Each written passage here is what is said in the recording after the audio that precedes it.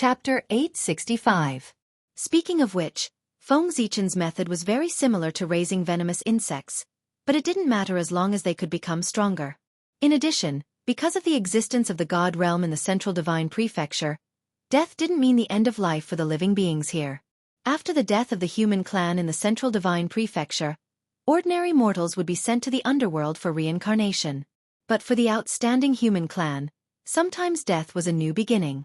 They could go to the God realm to become gods, or serve as ghost messengers, or as judges.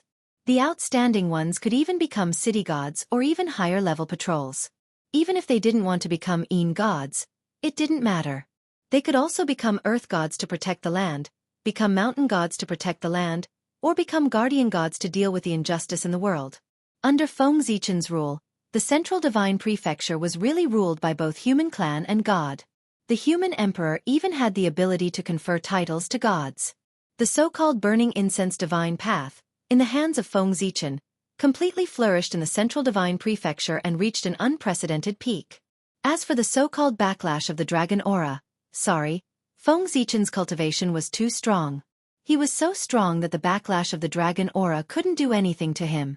In the end, the principle of the backlash of the dragon aura was even solved by Feng Zichen and easily refined it. In other words, Feng Zichen could be the human emperor for as long as he wanted, and there would be no danger of the backlash of the dragon aura. After being the human emperor for a long time, Feng Zichen began to think about the plan of the god emperor in the past. Now, he was trying to merge the human emperor's Tao fruit with the North Star emperor's karmic position. He was trying to merge the two into one and become a stronger god emperor's Tao fruit, which was comparable to the celestial emperor. Once Feng Zichen succeeded, the heaven realm would change its name to the immortal realm in the future. After Feng Zichen became the god emperor, the gods would be under his jurisdiction, and the immortals would be under Haotian's jurisdiction. In that case, the heaven realm without gods and only immortals would become the immortal realm. The celestial court would also be changed to the celestial court. By then, the divine court, the immortal court, and the Yin court would rule the three realms together. It was also because of this that Feng Zichen rarely paid attention to the human race. Take the past few years as an example. Most of the great masters who had reincarnated into the human race had grown up. No, it was not appropriate to call it growth. This was because these great mediums were not reincarnated to cultivate again. Instead, they were a strand of divine consciousness that had entered the world. Although this strand of divine thoughts was not as strong as the original body, and did not have the power to destroy the world, they still had the memories of the original body, and even the realm of the original body. Therefore, although the reincarnations of these powerful beings did not have powerful magic power, they could manipulate the power of heaven and earth with a thought. With a wave of their hand, they could even change the laws of heaven and earth. Ordinary Daluo Taoist priests would not be their opponents and would be easily crushed by them. Apart from the fact that they were strong enough, more importantly, the true bodies of these great divine masters were still there, still alive. This was the reason why they were so strong. However, the reincarnations of these great divine masters did not show great strength at birth because of their agreement with Feng Zichen. Instead, they were like light and dust, and as time passed, they improved their strength step by step. Until recently, as the destiny of the Central Divine region became more and more intense, the situation became more and more chaotic. Strong masters emerged in large numbers, and countless grasslands rose up, fighting and fighting for hegemony on the earth. The relationship between the various countries became more and more tense. The entire Central Divine region seemed to have become a huge barrel of gunpowder. It was only one spark away from exploding. It was also at this time that the reincarnations of the great divine masters began to gradually show their talents. They lobbied between the various countries and explained their ideas to the nobles. For a time, a large number of new sects in the Central Divine region jumped out enthusiastically, attacking each other and arguing with each other. The debates between the vassal states and the debates between states became a spark that ignited the entire Central Divine Prefecture, causing the current situation to be extremely chaotic. Although Feng Zichen was aware of this, he did not care about it. This was all agreed before. As long as these great divine masters followed Feng Zichen's rules, then Feng Zichen would not interfere with their actions. He had been silently watching from the side. It was under such circumstances that Xianxia reincarnated. In the creation pool of Penglai Island, immortal master Xianxia sat cross-legged on the 12th grade creation green lotus, looking at the people in front of him with a smile. Junior brother, junior sister, Why do you look so sad? I'm just reincarnating and cultivating again, not entering the path of destruction. In just a few tens of thousands of years, we can meet again. Why do you have to act like a little girl? Xianxia's voice was as relaxed as usual, with a hint of teasing. He did not take the reincarnation matter to heart at all. In front of him were the disciples of the Jie school, such as Duobao, the goddess of golden spirit, the goddess of Wudong. After they heard from the Grand Master of Heaven that Xianxia was going to reincarnate and cultivate again, they all rushed to Penglai Island, saying that they wanted to send Xianxia on his last journey. Xianxia, thank you all. Although it's reasonable, at Senior Brother's realm, it's still too dangerous to reincarnate and cultivate again.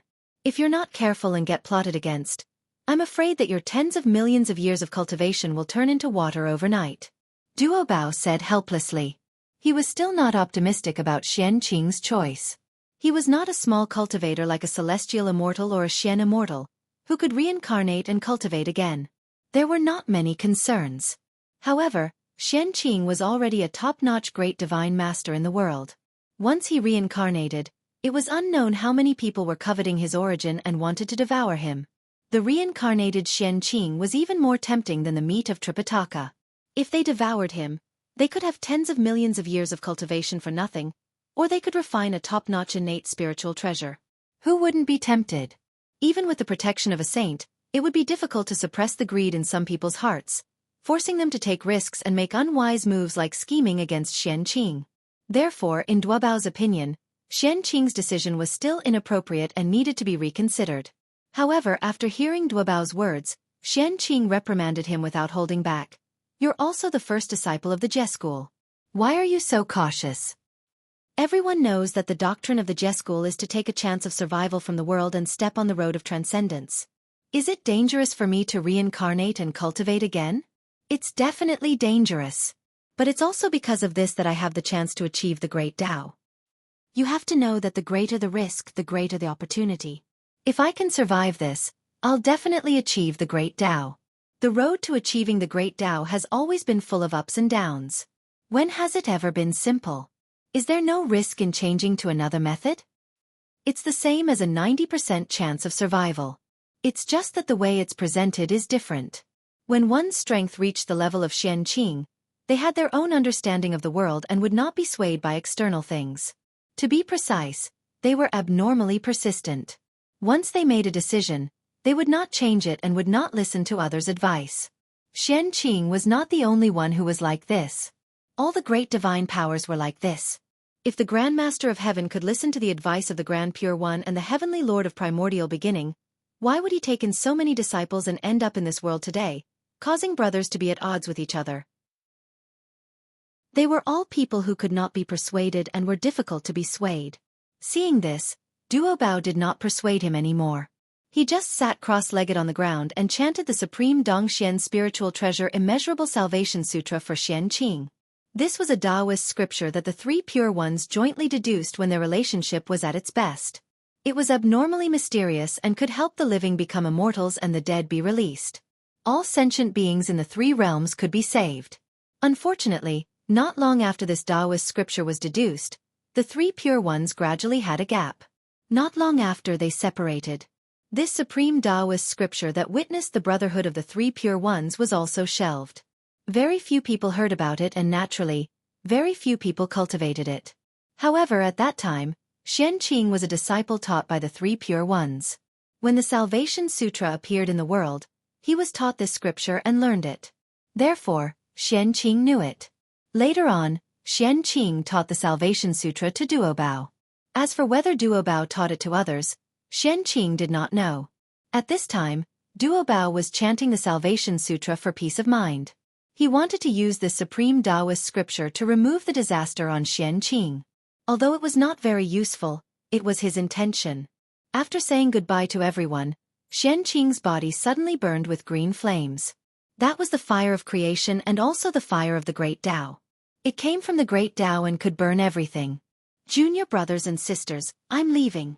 As he spoke, Xianxia's physical body had already been melted by the fire of Tao. It then burned Xianxia's primordial spirit and even his true spirit. The fire of Tao was merciless. Soon, Xianxi's entire body was melted.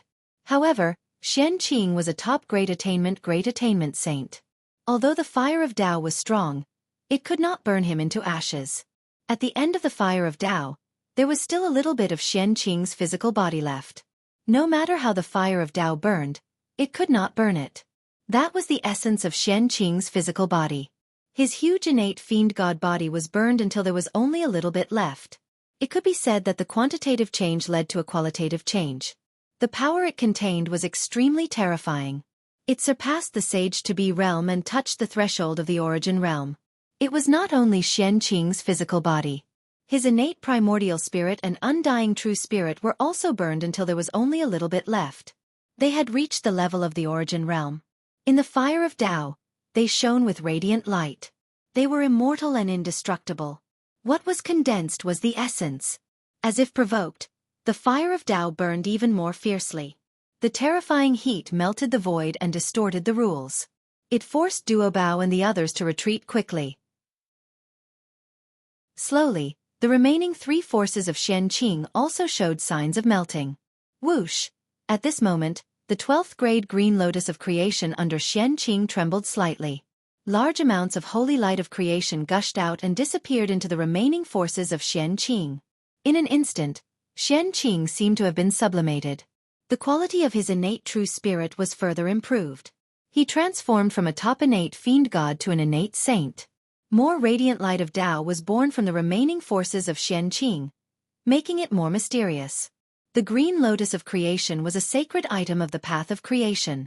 Even Pangu could transform it, let alone Xianxi. Moreover, Xianxi's green lotus of creation was called 12th grade. However, it was actually 24th grade. Like the three heaven-opening treasures, it was the top innate merit true treasure. In terms of power, the 24th grade green lotus of creation was not inferior to the Taiji diagram, Pangu's banner, and the chaos bell. In some aspects it was even better. The 36th grade green lotus of creation was enough to breed a chaos fiend god. It was not difficult for the 24th grade green lotus of creation to breed an innate saint. Xianxi had obtained the 24th grade green lotus of creation for many years. However, he had never used the power of the green lotus of creation to transform himself from a top innate fiend god to an innate saint. His purpose was to wait for this moment. At this critical moment, he would transform himself, complete his Tao foundation, and cultivate the origin Tao fruit. Under the burning of the Tao fire, Xianxi's remaining forces first absorbed the holy light of creation, and then slowly merged into one. The innate true spirit, innate primordial spirit, and innate physical body were completely mixed into one. They were no longer separated. The physical body was the true spirit, and the primordial spirit was the true spirit. At this moment, Xianxi's power and the entire origin Tao had reached a perfect state. In the Tao fire, a small ball of clear light rose slowly.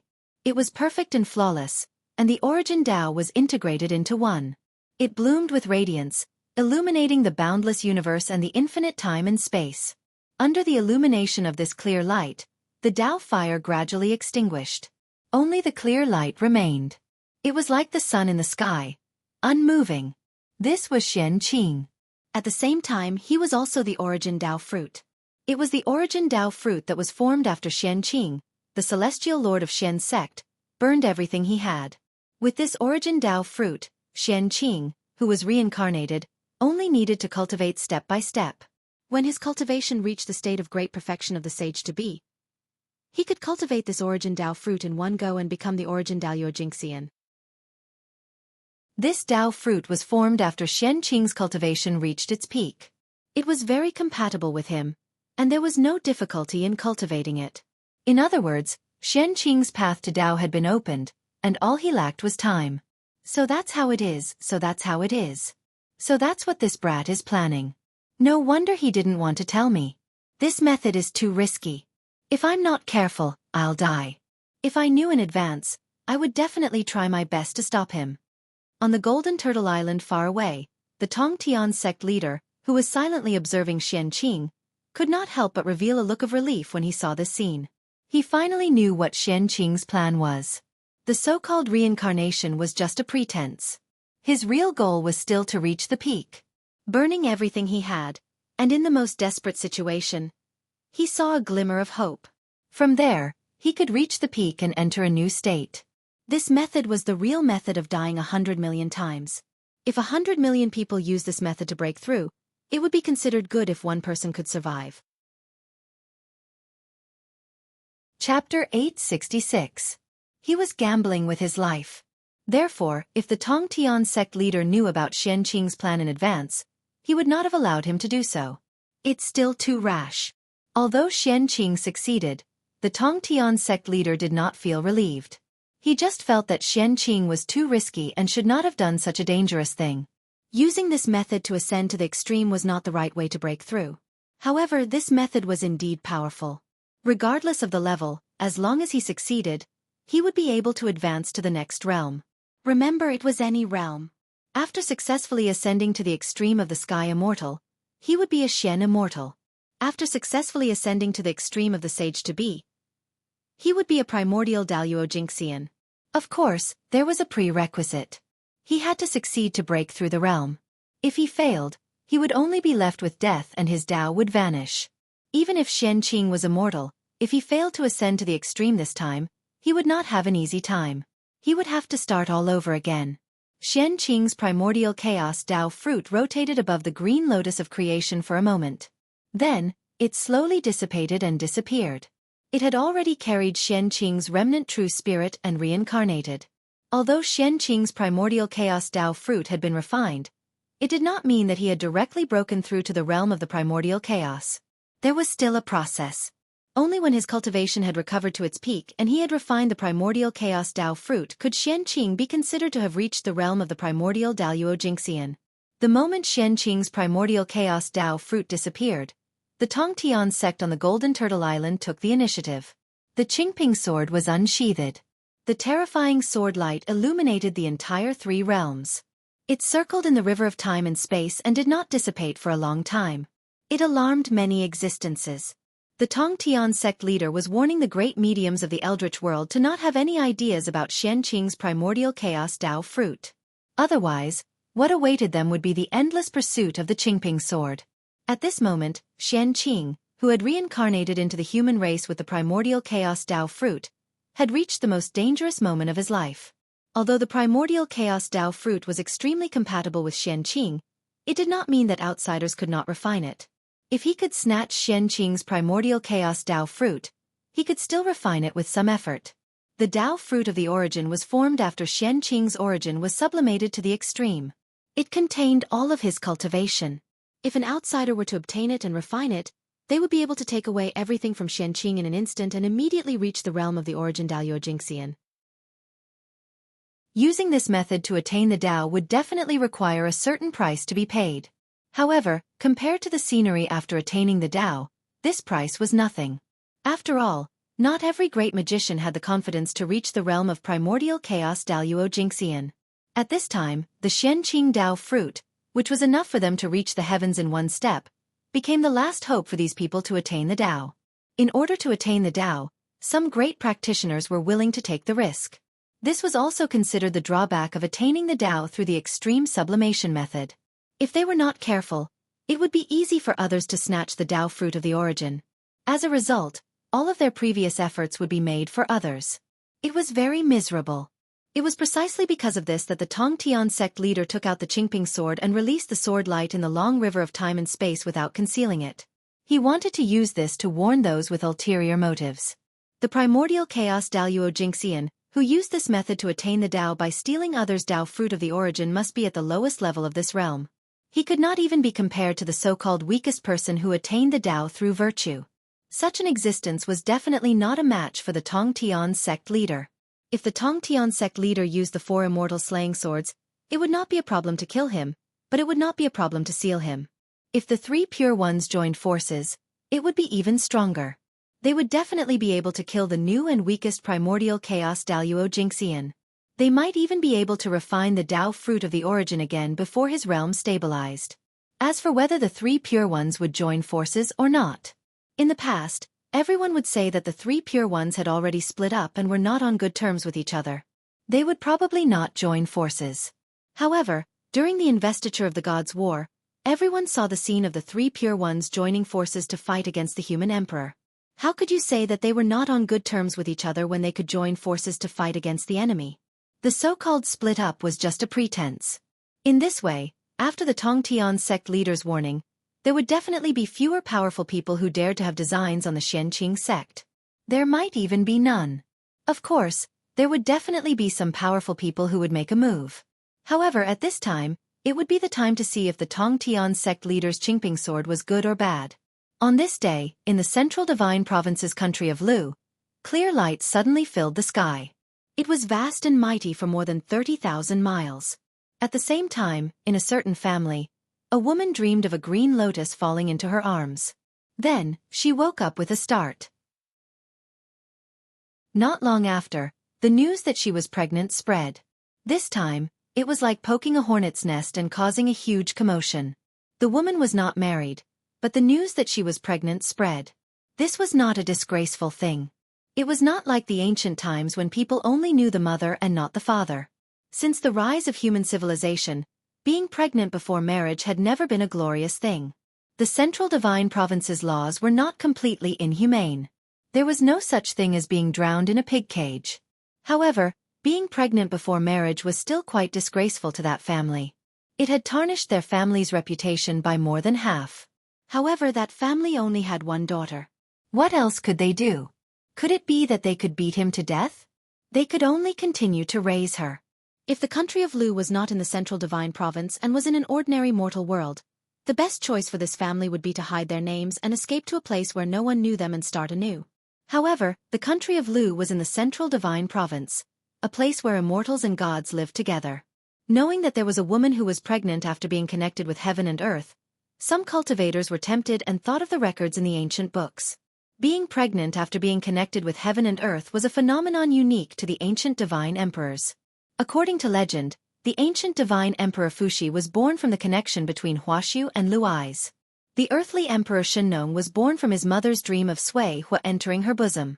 The human emperor Xianyuan was born from his mother's dream that she was in a huge nest.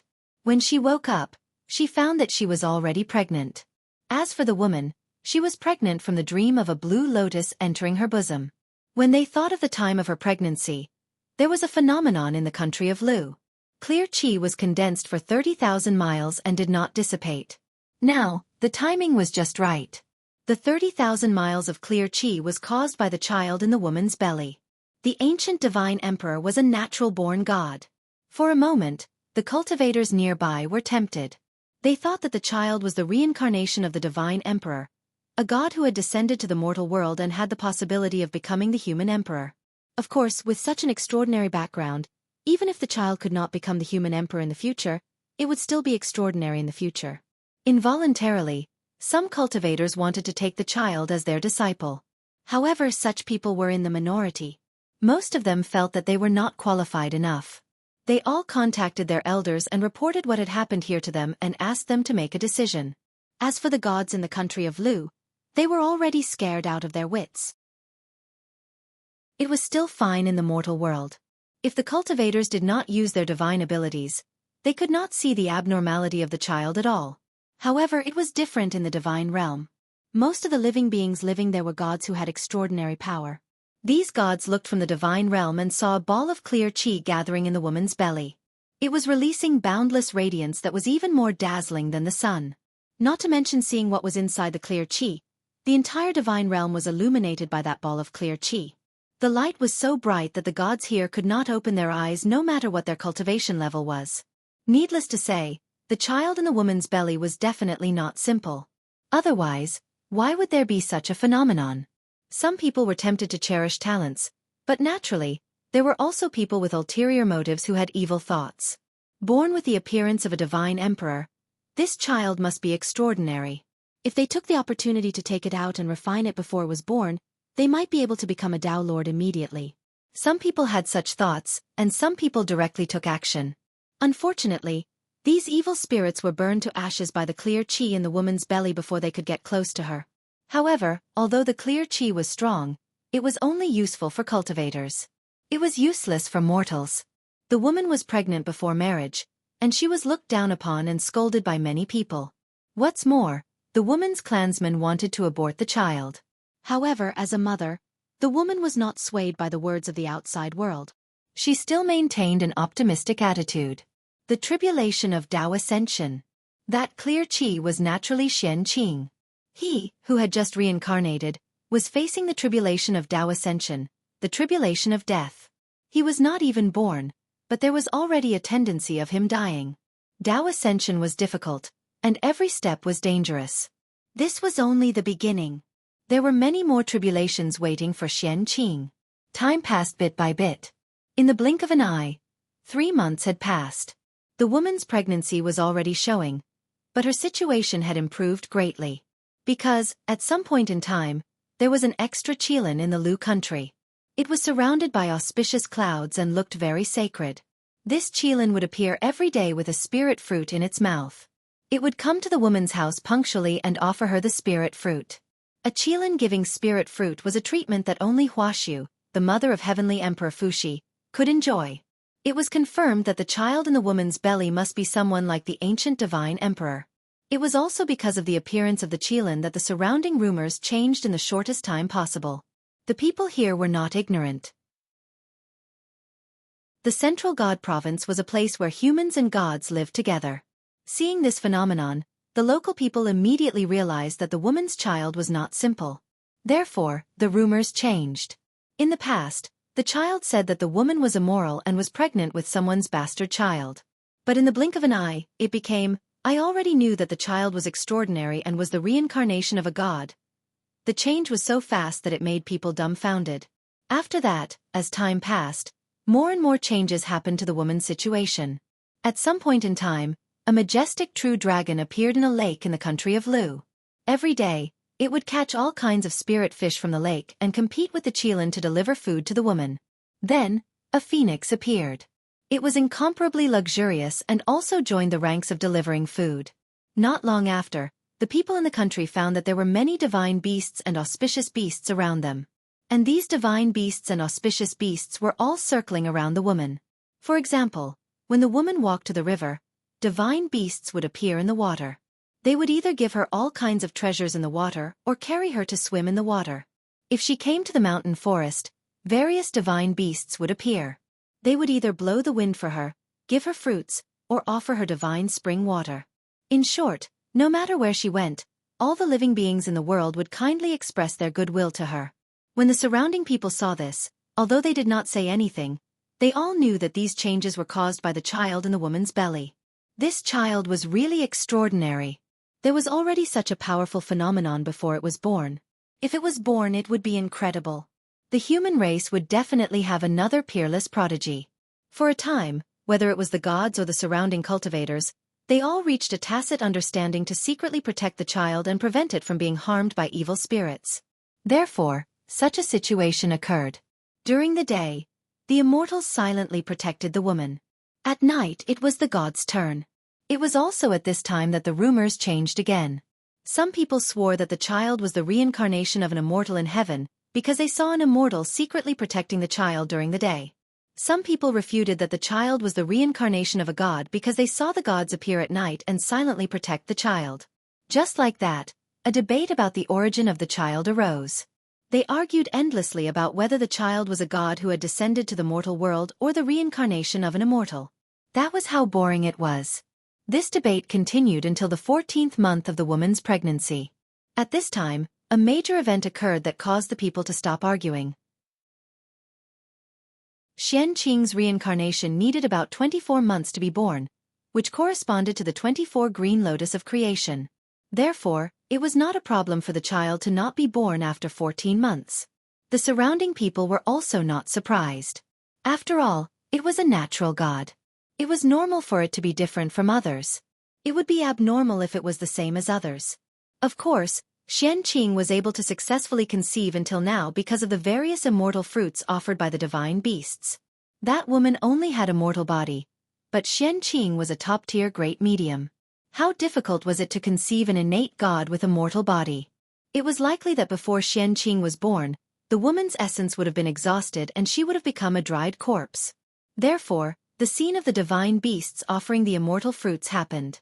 The immortal fruits were not ordinary either. They were all top-tier innate spiritual fruits. Each of them was more precious than the 9,000-year-old immortal peaches. If an ordinary person ate one of them, it would be an exaggeration to say that they would become Taoist priests. However, it would be no problem for them to become Tai Taoist lords. These innate spiritual fruits were the treasures of Feng Zichen and the Tongtian sect leader. In order for Xianxia to be born successfully, they gritted their teeth and took them out. As for the divine beasts, their origins were simple.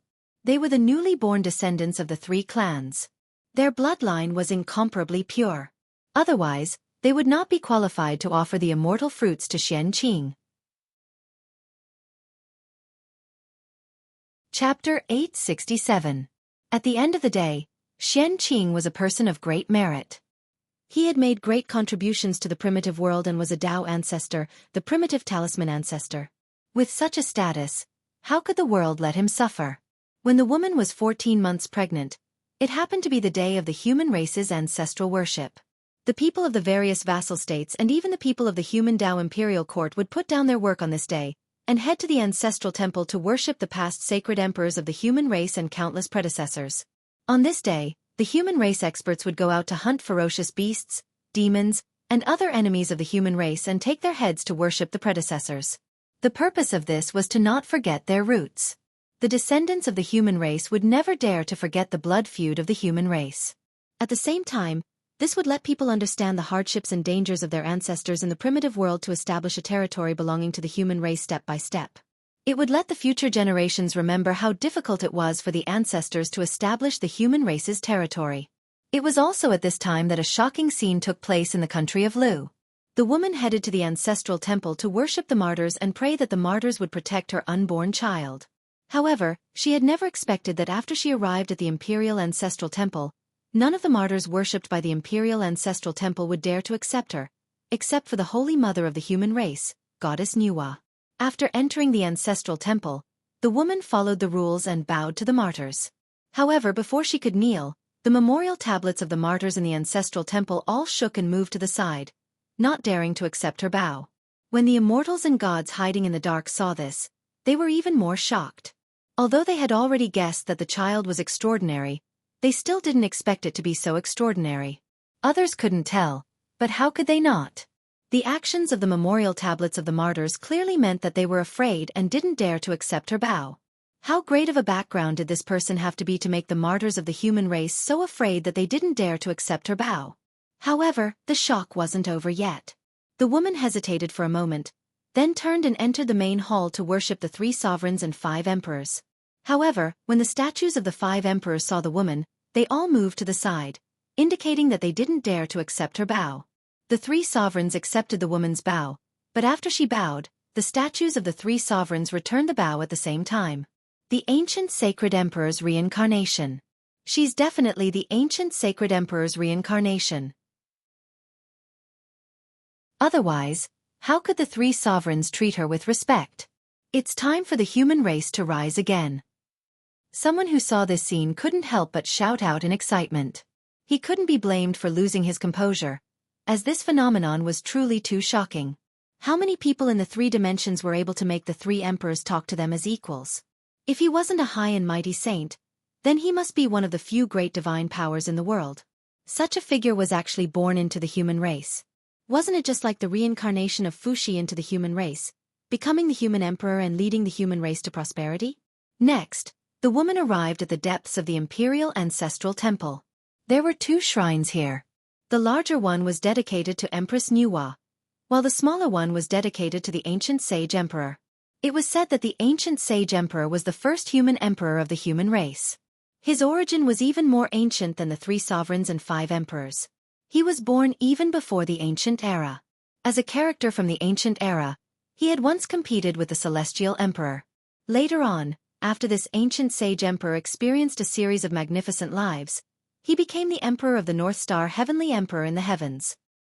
He was the lord of the gods and commanded all the gods. Of course, the ancient era was too long ago. Not many people knew about the deeds of this ancient sage emperor. Most of them were legends, and no one knew if they were true or false. However, there was one thing that everyone knew. It was rumored that the current human emperor was the reincarnation of this ancient sage emperor. When he saw the human race gradually weakening in the heaven realm, he was displeased. Hence, he personally reincarnated into the human race and led the human race to glory again. Not many people knew about the deeds of the ancient sage emperor. However, when it came to the current human emperor, it was impossible to finish talking about him even if one talked for 3 days and 3 nights. He was truly an invincible figure in the 3 dimensions. Even the saints were no match for him. He was the idol of the human race. It was also because people knew that the ancient sage emperor was the previous human emperor that the ancient sage emperor's palace became the imperial ancestral temple. It became a place of prosperity. Not to mention the gods and Buddhas. Even goddess Nuwa's temple was not as prosperous as this. In the 3 dimensions, it was not only the human race who worshipped the human emperor. Among the 10,000 races, many living beings worshipped the human emperor and viewed him as the lord of the heavens and earth. Even the demon race had many clans that secretly worshipped the human emperor. His power had reached its peak. 10,000 races were afraid of him and viewed him as a god, the lord of the heavens and earth. They did not dare to offend him. Feng Zichen and Xianxia were originally one. Although he intended to destroy Xianxia's incarnation, it was not appropriate for him to see this woman. Hence, when the woman was about to reach his temple, he plucked a seed from the tree of world and threw it over. My good friend is in trouble. I can't bear to see her, so I'll give you this to protect yourself. When your good friend recovers, we can meet again. After saying that, the seed of the tree of world flew out from the Saint Emperor's palace and turned into a green robe that covered the woman's body.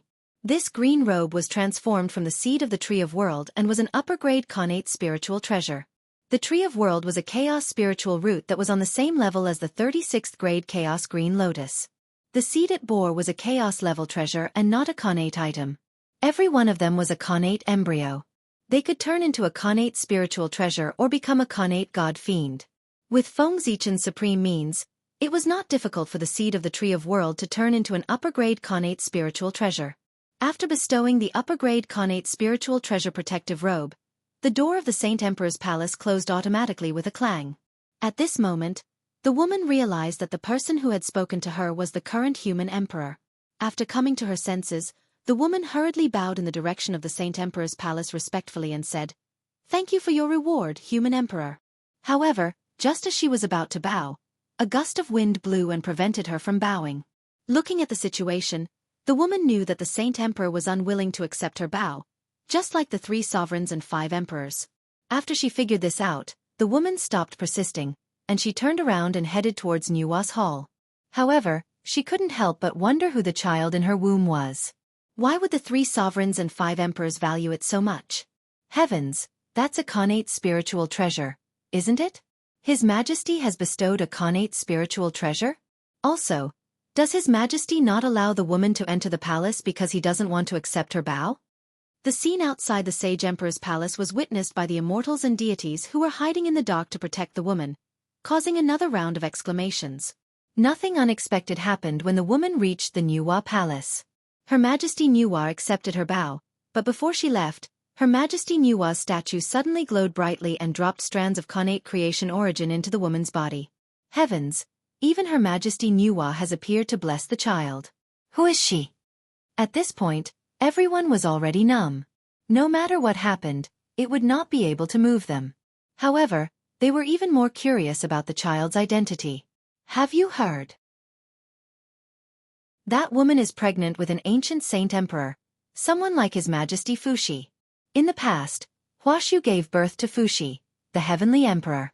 Just like this woman, she suddenly became pregnant. After the ancestral worship, the atmosphere had completely changed. No one dared to speak ill of the woman, and when they saw her, everyone, regardless of whether they were nobles or nobles, bowed to her for fear that they would incur the wrath of the sage emperor and be punished for their disrespect. What? Why didn't I know about the Saint Emperor's arrival in Lu? And why didn't you report it until today? What a bunch of trash. Why didn't you wake me up in advance when such a big thing happened? At this time, in the most splendid palace in the center of Lu, the Marquis of Lu Zhougan, who was personally conferred the title by the human emperor, was furious and raging at his subordinates. When Xianxia arrived, he was in seclusion, so he didn't know about the phenomenon. His subordinates didn't see anything unusual, so no one reported it to him. It wasn't until what happened in the Imperial Ancestral Temple spread that Marquis Lu's subordinates realized the seriousness of the problem. They hurried to Marquis Lu's place of seclusion and woke him up. After Marquis Lu came out of seclusion and learned about what happened recently, he flew into a rage and scolded the prince who supervised the fruits on his behalf. Although Marquis Lu Zhougan wasn't one of the 108 divine marquises and was just an ordinary marquis, he was a perfected Khanate Dao lord and had a chance to reach the level of Taoist priests. Therefore, his knowledge was far beyond those immortals. Although he didn't meet Xianxia in person, he could infer from the information he received that this must be the reincarnation of a top great medium who had a very good relationship with the human race. It could even be said that this person had a very high status in the human race. Otherwise, the 3 sovereigns and 5 emperors wouldn't have treated him with such respect. Why did he say so? Because with Marquis Lu's status, he more or less knew the inside story of some great medium who had reincarnated into the human race. He also knew that there were many great medium who had reincarnated into the human race. Those who preached in the human race were most likely the reincarnations of the great medium. However, although these great medium were powerful and had a respectable status, they were only able to make the 3 sovereigns and 5 emperors bow down to them, let alone the Saint Emperor. All in all, their strength was enough, but their status wasn't enough. After entering the human emperor palace, the 3 sovereigns and 5 emperors might not accept their greetings, but the Saint Emperor would definitely accept it. Therefore, if he wasn't a great medium, could it be that he was the reincarnation of the ancient Emperor Yu? Lu Hou couldn't help but think so. But soon after, this thought was overturned by him. King Yu was the descendant of the 3 sovereigns and 5 emperors. It was natural for him to bow to the 3 sovereigns and 5 emperors. How could he not accept it? So, who was that person? For a moment, Lu Hou couldn't figure out Xianxia's background. However, it didn't matter if he couldn't figure it out. What mattered was that Lu Hou was sure that his opportunity had arrived.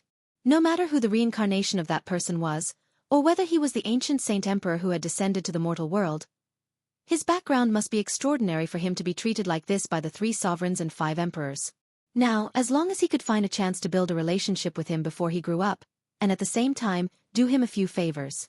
Then, when his cultivation recovered to its peak, he could help Lu Hou. Wouldn't Lu Hou soar?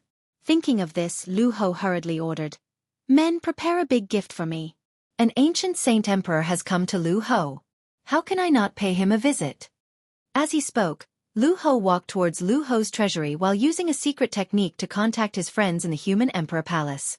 He planned to ask them about Xianxing's background. To be able to become a marquis, even if he was born a commoner, he could still have a lot of connections at this time. Having a few friends in the human emperor palace was nothing. Who didn't have masters, elders, relatives, and friends? To become the human emperor, strength alone wasn't enough. You also needed to have enough skills. It was the same for building a career. Retracting his gaze from the Saint Emperor Palace, Feng Zichen called his personal guard commander and ordered, "Master Celestial has been reincarnated into the human race. He will be born in a few days. Take my 3,000 personal guards and rush to Lu Hou to protect Master Celestial and his mother. Don't let anything happen to them. If anything happens to Master Celestial and his mother, you don't have to come back. Find a place to end your lives." What? Master Celestial has been reincarnated into the human race? After hearing Feng Zichen's order, the commander was shocked for a moment. Then, he hurriedly accepted the order and said, "Yes, sir." He didn't understand why Master Celestial would reincarnate into the human race. But he couldn't disobey the human emperor's order. This was a matter that could cost them their lives. The human emperor wouldn't joke around. If they really screwed up this matter and caused an accident to happen to the immortal master and his mother, then no one in the 3 realms would be able to save them. In 15 minutes, the following is anti-theft content. In 15 minutes, the following is anti-theft content. In 15 minutes, the following is anti-theft content. In 15 minutes, the following is anti-theft content. In 15 minutes, the following is anti-theft content. In 15 minutes, the following is anti-theft content. In 15 minutes, the following is anti-theft content. In 15 minutes, the following is anti-theft content. In 15 minutes, the following is anti-theft content. In 15 minutes, the following is anti-theft content. In 15 minutes, the following is anti-theft content. In 15 minutes, the following is anti-theft content. In 15 minutes, the following is anti-theft content. In 15 minutes, the following is anti-theft content. In 15 minutes, the following is anti-theft content. In 15 minutes, the following is anti-theft content. In 15 minutes, the following is anti-theft content. In 15 minutes, the following is anti-theft content. In 15 minutes, the following is anti-theft content. In 15 minutes, the following is anti-theft content. In 15 minutes, the following is anti-theft content. In 15 minutes, the following is anti-theft content. In 15 minutes, the following is anti-theft content. In 15 minutes, the following is anti-theft content. In 15 minutes, the following is anti-theft content. In 15 minutes, the following is anti-theft content. In 15 minutes, the following is anti-theft content. After hearing Feng Zichen's order, the commander was shocked for a moment. Then, he hurriedly accepted the order and said, "Yes, sir." He didn't understand why Master Celestial would reincarnate into the human race. But he couldn't disobey the human emperor's order. After hearing Feng Zichen's order, the commander was shocked for a moment before he hurriedly accepted the order. Chapter 868. Although the divine demonic corridor had been opened, not everyone was qualified to use it. From its name, one could tell that the divine demonic corridor was a corridor exclusively for divine demons. Only connate divine demons were qualified to open the divine demonic corridor. Therefore, the divine demonic corridor was a way for the seniors of the connate divine demons to take care of the juniors, saving them from the pain of traveling. After all, the three realms were too big. It was too difficult for the connate divine demons who had yet to prove their Tao to travel. They might not be able to travel from one continent to another in tens of thousands of years. Feng Zichen's personal guards were the elites of the younger generation of the various royal families. Every one of them was a prodigy of the human race. If they were in the central divine province, the worst of them would be an earl. And the commander of his personal guards was a prodigy among prodigies. He had long transformed into a connate divine demon, and was half a step away from the Daluo Taoist priests. He was only one step away from proving his Tao. His strength was comparable to that of the 108 divine marquises of the human race. And Feng Zichen had a total of 4 such personal guards. This time, in order to protect Xianxia, Feng Zichen sent out all 4 of them. It was because of the 4 commanders that they were able to open the divine demonic corridor and rush to the state of Lu.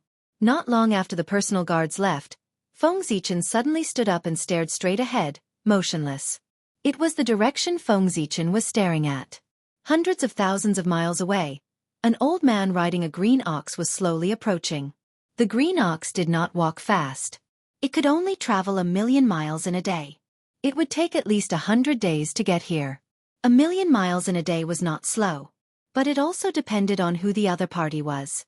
If it was an ordinary immortal, this speed would naturally be extremely fast. But the other party was not.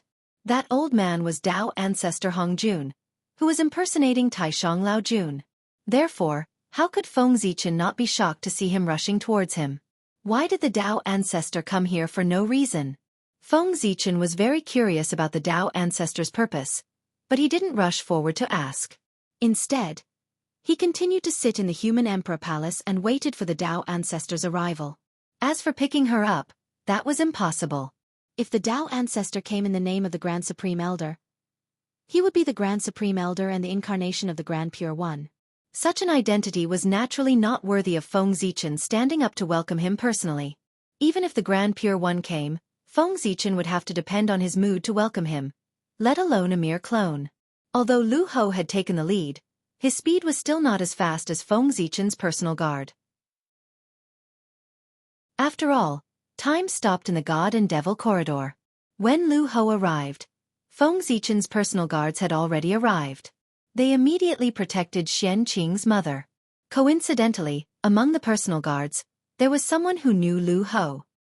He quietly went up and asked, "Brother, which great figure is this reincarnated?" That personal guard turned to look at him and said, "Why are you asking so much? Anyway, it's a great figure." Although they knew Xianxia's identity, they didn't dare to reveal anything if Feng Zichen didn't say anything. Seeing that he couldn't get anything out of him, Lu Hou didn't say anything. Instead, he took on the responsibility of guarding with these personal guards. Just like that, for the rest of the time, everything was peaceful. Soon, it was time for Xianxia to be born. On this day, the woman was sleeping. In her dream, she dreamed of a green lotus blooming slowly. The flower bloomed 24 times, and endless creation chi flowed. At this point in the dream, the woman suddenly woke up. Then, she saw a delicate child beside her. Xianxia was born.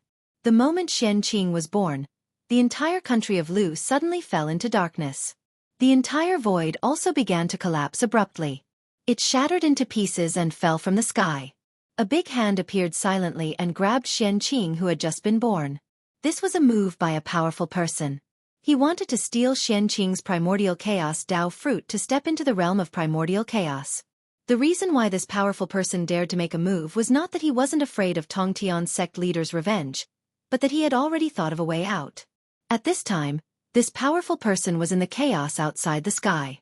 After this move, whether it was successful or not, he would immediately escape into the depths of the chaos outside the sky and never appear in the untainted land.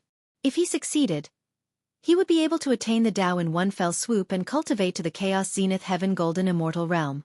From then on, he would be immortal and indestructible. Even with the vastness of the chaos outside the realm, he would be able to roam freely and unrestrained. If he failed, he would make up his mind to cultivate in seclusion in the chaos outside the sky. As long as he didn't reach the realm of primordial chaos, he wouldn't come out. At that time he who had no way out might be able to erupt with his greatest potential and break through in adversity to reach the realm of primordial chaos Daluo Jingxian. This was considered cutting off his own path of retreat. He would stimulate his potential and force himself to break through. Of course, this powerful person's plan was quite perfect, but it didn't mean that there were no risks. There was still a great risk. That was, once he was slow, he would be caught by Tongtian's sect leader and be killed by the 4 fairy slaying swords. Or he would be sealed and never have the chance to come out. However, how could there be no risks in reaching the realm of Tao? In order to reach the realm of Tao, it was worth taking some risks. If he succeeded, he would be free. If he failed, he wouldn't be too far off. Anyway, he would be stuck in the realm of half-step primordial chaos. He might as well die. It was because the Almighty held such a thought that such a scene had occurred. How dare you! On Golden Turtle Island, Tongtian's sect leader saw this scene from afar and couldn't help but be furious. He immediately pulled out the Qingping sword and threw it in the direction of Xianxia, wanting to block the attack for him. However, although Tongtian's sect leader was fast, someone was faster than him. It wasn't Feng Zichen, but the fate of the human clan. Just as Xianxia was in danger, the fate of the human clan shook and directly fell from the River of Destiny. It appeared above the reincarnation of Xianxia's head and covered him, blocking the attack of the powerful person for him. At the same time, several more attacks arrived. The temptation of the primordial chaos fruit was still too great. It attracted many powerful people who had no hope of breaking through and chose to take the risk. They didn't hesitate to take the risk of offending Tongtian's sect leader, and even the entire human clan to take away Xianxia's primordial chaos fruit. What was the meat of Tripitaka? Compared to the current Xianxia, it was like a small child in the presence of a great sorcerer. They couldn't be compared at all. Boom! At this moment, the Qingping sword arrived. Bright green sword light swept out like a vast sea of sword qi. It was mighty and mighty, blocking the next few supernatural powers and not letting them hurt Xianxia at all. At this moment, what was Feng Zichen doing? He had already left the human emperor palace and even the central divine land and the 3 realms to come to the chaos beyond the heavens. After the powerful person attacked, Tongtian's sect leader didn't know that the fate of the human clan would protect Xianxia, so his first reaction was to throw down the Qingping sword to protect Xianxia. And Feng Zichen knew that the fate of the human clan would protect Xianxia and wouldn't let anything happen to him. Therefore, after the powerful person attacked, Feng Zichen directly locked onto his position and crossed the endless void to attack the chaos beyond the heavens. Rumble! Seeing that his attack didn't succeed, the powerful person didn't linger and directly turned to escape into the depths of the chaos beyond the heavens. When Feng Zichen arrived at the chaos beyond the heavens, He saw his back frantically fleeing. The chaos beyond the heavens was really big. From the fact that the entire untainted land was surrounded by the chaos beyond the heavens, one could know that the chaos beyond the heavens was countless times bigger than the untainted land. Therefore, if this powerful person really escaped to the depths of the chaos beyond the heavens and hid, no matter how powerful Feng Zichen was, he couldn't find him in the chaos beyond the heavens. Even with Tong Tian's sect leader, he couldn't find him. The chaos beyond the heavens was the most mysterious place in the untainted land. No one knew how many secrets were hidden in it and how many risks were hidden. Not to mention that the chaos beyond the heavens bordered the great chaos beyond the heavens. Who knew if that person would escape from the chaos beyond the heavens? Although the great chaos beyond the heavens was dangerous, staying in the untainted land meant certain death. How could he choose? Who would he use? Moreover, in the great chaos beyond the heavens, in addition to countless unknown dangers, there were many unimaginable opportunities. If one was lucky enough to obtain one, it wouldn't be difficult to reach the origin realm or even go further. As for the sky screen, its characteristic had always been that it allowed people to leave but not enter. If one really wanted to leave, the sky screen wouldn't stop them. Want to run? Do you think you can run? Looking at the fleeing figure of the great medium, Feng Zichen showed a sarcastic smile. The gap between them was really too big. Feng Zichen was the human emperor and also had the karmic rank of Emperor Gaochen Tianwang. Although his strength couldn't compete with the 9th heaven of origin realm, it wasn't difficult for him to deal with a 7th heaven of origin realm expert. In other words, Feng Zichen's strength was comparable to that of the 7th heaven of chaotic essence, while his opponent was only a great divine, a half-step chaotic essence. It would be a piece of cake for him to take him down. If the great medium had escaped before Feng Zichen arrived, Feng Zichen wouldn't have been able to do anything to him. However, since he was a step slower and was seen by Feng Zichen, he couldn't escape the fate of being suppressed. Suppress. With a thought, Feng Zichen visualized Mount Buzhou in his sea of consciousness. Then, he formed a seal with both hands and suddenly covered the escaping great medium.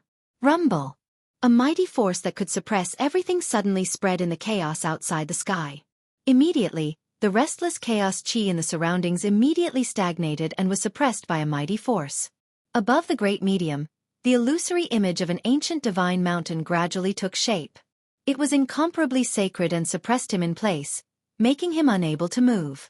With a rumble, the illusory image of Mount Buzhou pressed down and directly suppressed the great medium into powder. His body and innate indestructible true spirit were all shattered.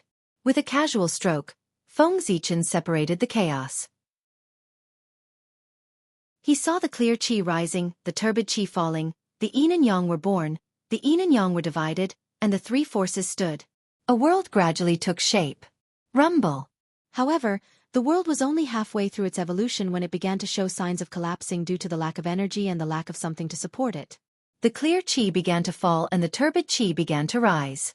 The yin and yang chi had a tendency to evolve into the chaos chi again.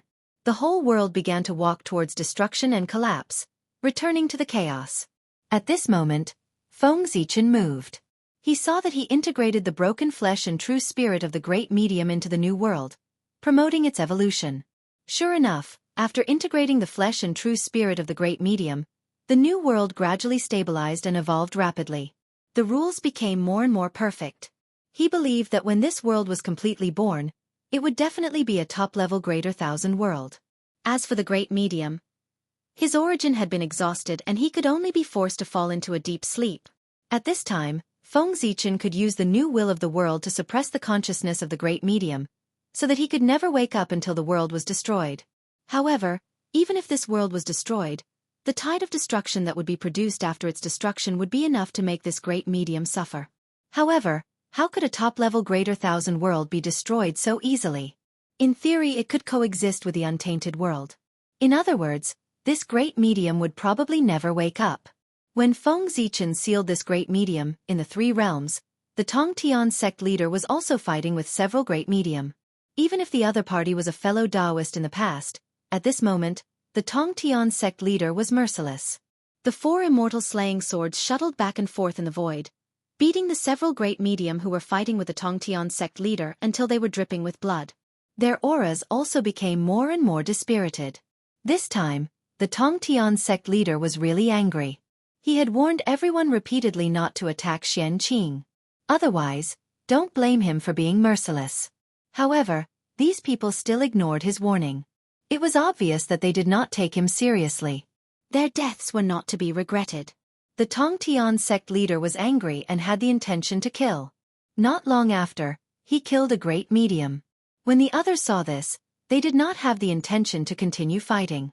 They directly retreated and fled for their lives. There were exactly 4 people who fled. With a thought, the Tongtian sect leader split into 4. Each of them held a connate killing sword and chased after the 4 great medium. The Tongtian sect leader was not weaker than others in his life. He saw that the Grand Pure One had the 3 Pure Ones technique and could create 3 incarnations that were about the same combat strength as his original body. Therefore, he had painstakingly researched for many years and combined the connate 4 great powers to create a divine ability. He could split himself into 4 and create 4 powerful incarnations that respectively controlled the power of earth, fire, water, and wind. If he used the 4 immortal slaying swords, the combat strength of his incarnations would not be much different from his original body. This divine ability was the one that the Tongtian sect leader was currently using. The Tongtian sect leader had not thought of its name because this divine ability was not perfect yet. For the time being, it was not as good as the Grand Pure One's 3 Pure Ones. P.S. I'm about to collapse from diarrhea. Chapter 869. Because of this, the Tongtian sect leader did not have the intention to pass down this supernatural power for the time being. Chance. Seeing that the Tongtian sect leader and the human emperor Fengzichen were hindered by their people, they could not get away. Some of the great divines who were still hesitant finally made up their minds at this moment. Whoosh! A few more divine lights appeared and brushed towards the reincarnation of Xianxia. At this moment, the human emperor and the Tongtian sect leader were no longer there to save him. In the crisis, 3 terrifying lights fell from the sky and enveloped the reincarnation of Xianxia, blocking the attack for him. This was the manifestation of the 3 emperors of the human race. The divine lights of the 3 emperors condensed and did not disperse. They kept circling around the reincarnation of Xianxia and finally turned into 3 marks, disappearing into his body. After that, the divine lights of the 3 emperors disappeared.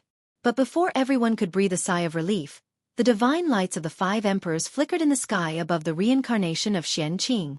They kept circling above the reincarnation of Xianxia and finally turned into a 5-colored canopy with the Dharma of the 5 emperors imprinted on it. This was the 5 emperors canopy, formed by combining the power of the 5 emperors of the human race.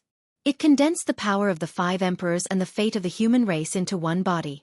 Its defense was unparalleled and could block the attack of Hun Yuan. Kill! The sound of killing suddenly sounded between heaven and earth. It was extremely urgent, and the killing intent filled the 3 realms, causing countless beings to feel a chill. This was Fuxi playing the guqin. Fuxi's music resounded through heaven and earth, releasing boundless killing intent. He vowed to kill the great divines who attacked Xianxia. Everyone said that Fuxi was unparalleled in the innate 8 trigrams, but they forgot that Fuxi was the music ancestor of the prehistoric era. When Fuxi played the guqin, it could kill and purify the world. It was really terrifying. The Tao was in the fingers, and the guqin was the world. The Tao of the guqin was the world's Tao. Gong, Shang, Jiao, Zhiyu, metal, wood, water, fire and earth. If the 5 notes were not messed up, there would be no sounds in the world. If the 5 notes were messed up, the 5 elements of heaven and earth would riot, and everything would return to chaos. The guqin could carry the world. No matter how chaotic the world was, it could be set right with a snap of the fingers. Dharma power breaking and sinking in the divine sea, Fuxi, the heavenly chi penetrating the heavenly dipper, waiting for the light of the extreme abyss. When the string is quiet, the big sound is quiet, and the sound is indistinct. The wandering god, Emperor Shi, came and went. This was the way. The chord is without a tune, the heart is without a shadow of dust, the mind turns into tranquility, and all that comes out is the ultimate sound. Great elegance returns to the origin. This is the Tao. Fluxus without Fluxus would have a melodious sound similar to the great Tao. Heaven and earth were within their fingers, vast and boundless. It was known as Fuxi's heavenly voice. After a long while, Fuxi's song ended. The body of a half-step primordial chaos master was suddenly destroyed. His innate indestructible true spirit was destroyed by the sound, and his blood spilled in the untainted land. After Fuxi, Nuwa appeared. A gourd vine descended from the sky and wrapped around the wrist of the reincarnated Xianxia. It released strands of qi of creation and nourished Xianxia's body. This was the connate gourd vine, also known as the man-creating whip. Among the first generation of humans, only a few were personally created by Her Highness Nuwa. The rest were created by this vine, so it was also known as the man-creating whip. How great was the merit of creating a human? Her Highness Nuwa became a saint because of this. She became the first person to become a saint after Tao ancestor Hongjun. The connate gourd vine had contributed to the creation of a human, so it also received some merit and became a top-grade postnatal merit treasure. Although it was a postnatal merit treasure, the power of the man-creating whip was comparable to that of a supreme-grade connate spirit treasure. Not to mention, this treasure had a great restraining effect on the human race. With the man-creating whip in hand, there was no one in the human race in the world that couldn't be hit. As long as you were brave enough, you could even hit the human emperor. No one knew what Her Highness Nuwa saw when she taught the man-creating whip to Xianxia. 4 primordial chaos masters attacked one after another, as well as the death of several great mediums. Finally, some people woke up and put away their thoughts. They no longer attacked Xianxia. In an instant, the 3 realms regained its peace. However, to prevent people from taking risks, Fengzichen sent Xianxia's reincarnation to the Central God Province. Not to mention that all the great mediums in the Eldritch Land had sworn that they would never step into the Central God Province. At this moment, nearly 100 great mediums had gathered in the Central God Province. If anyone dared to cause trouble here, they would be besieged by hundreds of great mediums. Ru. A few days later, Fengzichen, who had rushed back from the chaos outside the sky, saw Xianxia's reincarnation. He named him Ru. Ru was what people needed. It meant that Xianxia would become a person that the human race needed in the future. Ziru was Xianxia's name. Zi was the surname of the Wang family of the Shang dynasty. That's right, Ziru was a descendant of the Wang family of the Shang dynasty. After all, Fengzichen had taken the world away from the Zi family. It was only right for him to return a peerless talent like him. After naming Xianxia, Fengzichen put him aside and no longer cared about him. He was free to develop. And he continued to sit in the human emperor palace, waiting for the arrival of Tao ancestor Hongjun. While Fengzichen was waiting for Tao ancestor Hongjun, a sound of nature suddenly came from the heaven and earth. It was like the roar of the great Tao. The heaven and earth trembled slightly, and people couldn't help but feel happy. What's more, the spiritual qi in the 3 realms, whether it was congenital qi or acquired qi, had increased by about 5% at this moment. 5% didn't seem to be much, but the spiritual qi didn't increase in one place, state, or realm, but the entire 3 realms. The 3 realms were so vast that it wasn't much smaller than the Eldritch Land in the age of witches and demons. In such a large area, the spirit qi in every place increased by about 5% in an instant. The amount of spirit qi increased was really shocking. Even if Fengzichen fully operated the Panga celestial being to absorb the chaos qi from the great chaos and transform it into congenital qi, it would still take hundreds or even thousands of years for the spiritual qi in the 3 realms to increase by 5%. The sudden increase in spirit energy by 5% had undoubtedly brought an enormous change to the 3 dimensions. Because of this, countless cultivators had attained a higher level of enlightenment and stepped into an even higher realm of cultivation. Who knew how many rare and precious fruits were born once again? What's more, there were several congenital fiend gods that were no longer born in the world. There were even more congenital spiritual treasures in the process of being born. This is... Suddenly standing up from the throne, Fengzichen looked ahead in surprise. This was the sign of Tao attainment. Was someone about to attain Tao? Someone was about to attain Tao and was sensed by heaven and earth. Therefore, all kinds of strange phenomena were spontaneously produced to celebrate the birth of another transcendent. This was the origin of the strange phenomenon in front of him. Who was about to attain Tao? How could it be so fast? The Tao discussion had only begun for a few decades, but someone had already taken the crucial step and cultivated to the realm of primordial chaos Daluo Jingxian. This was too fast.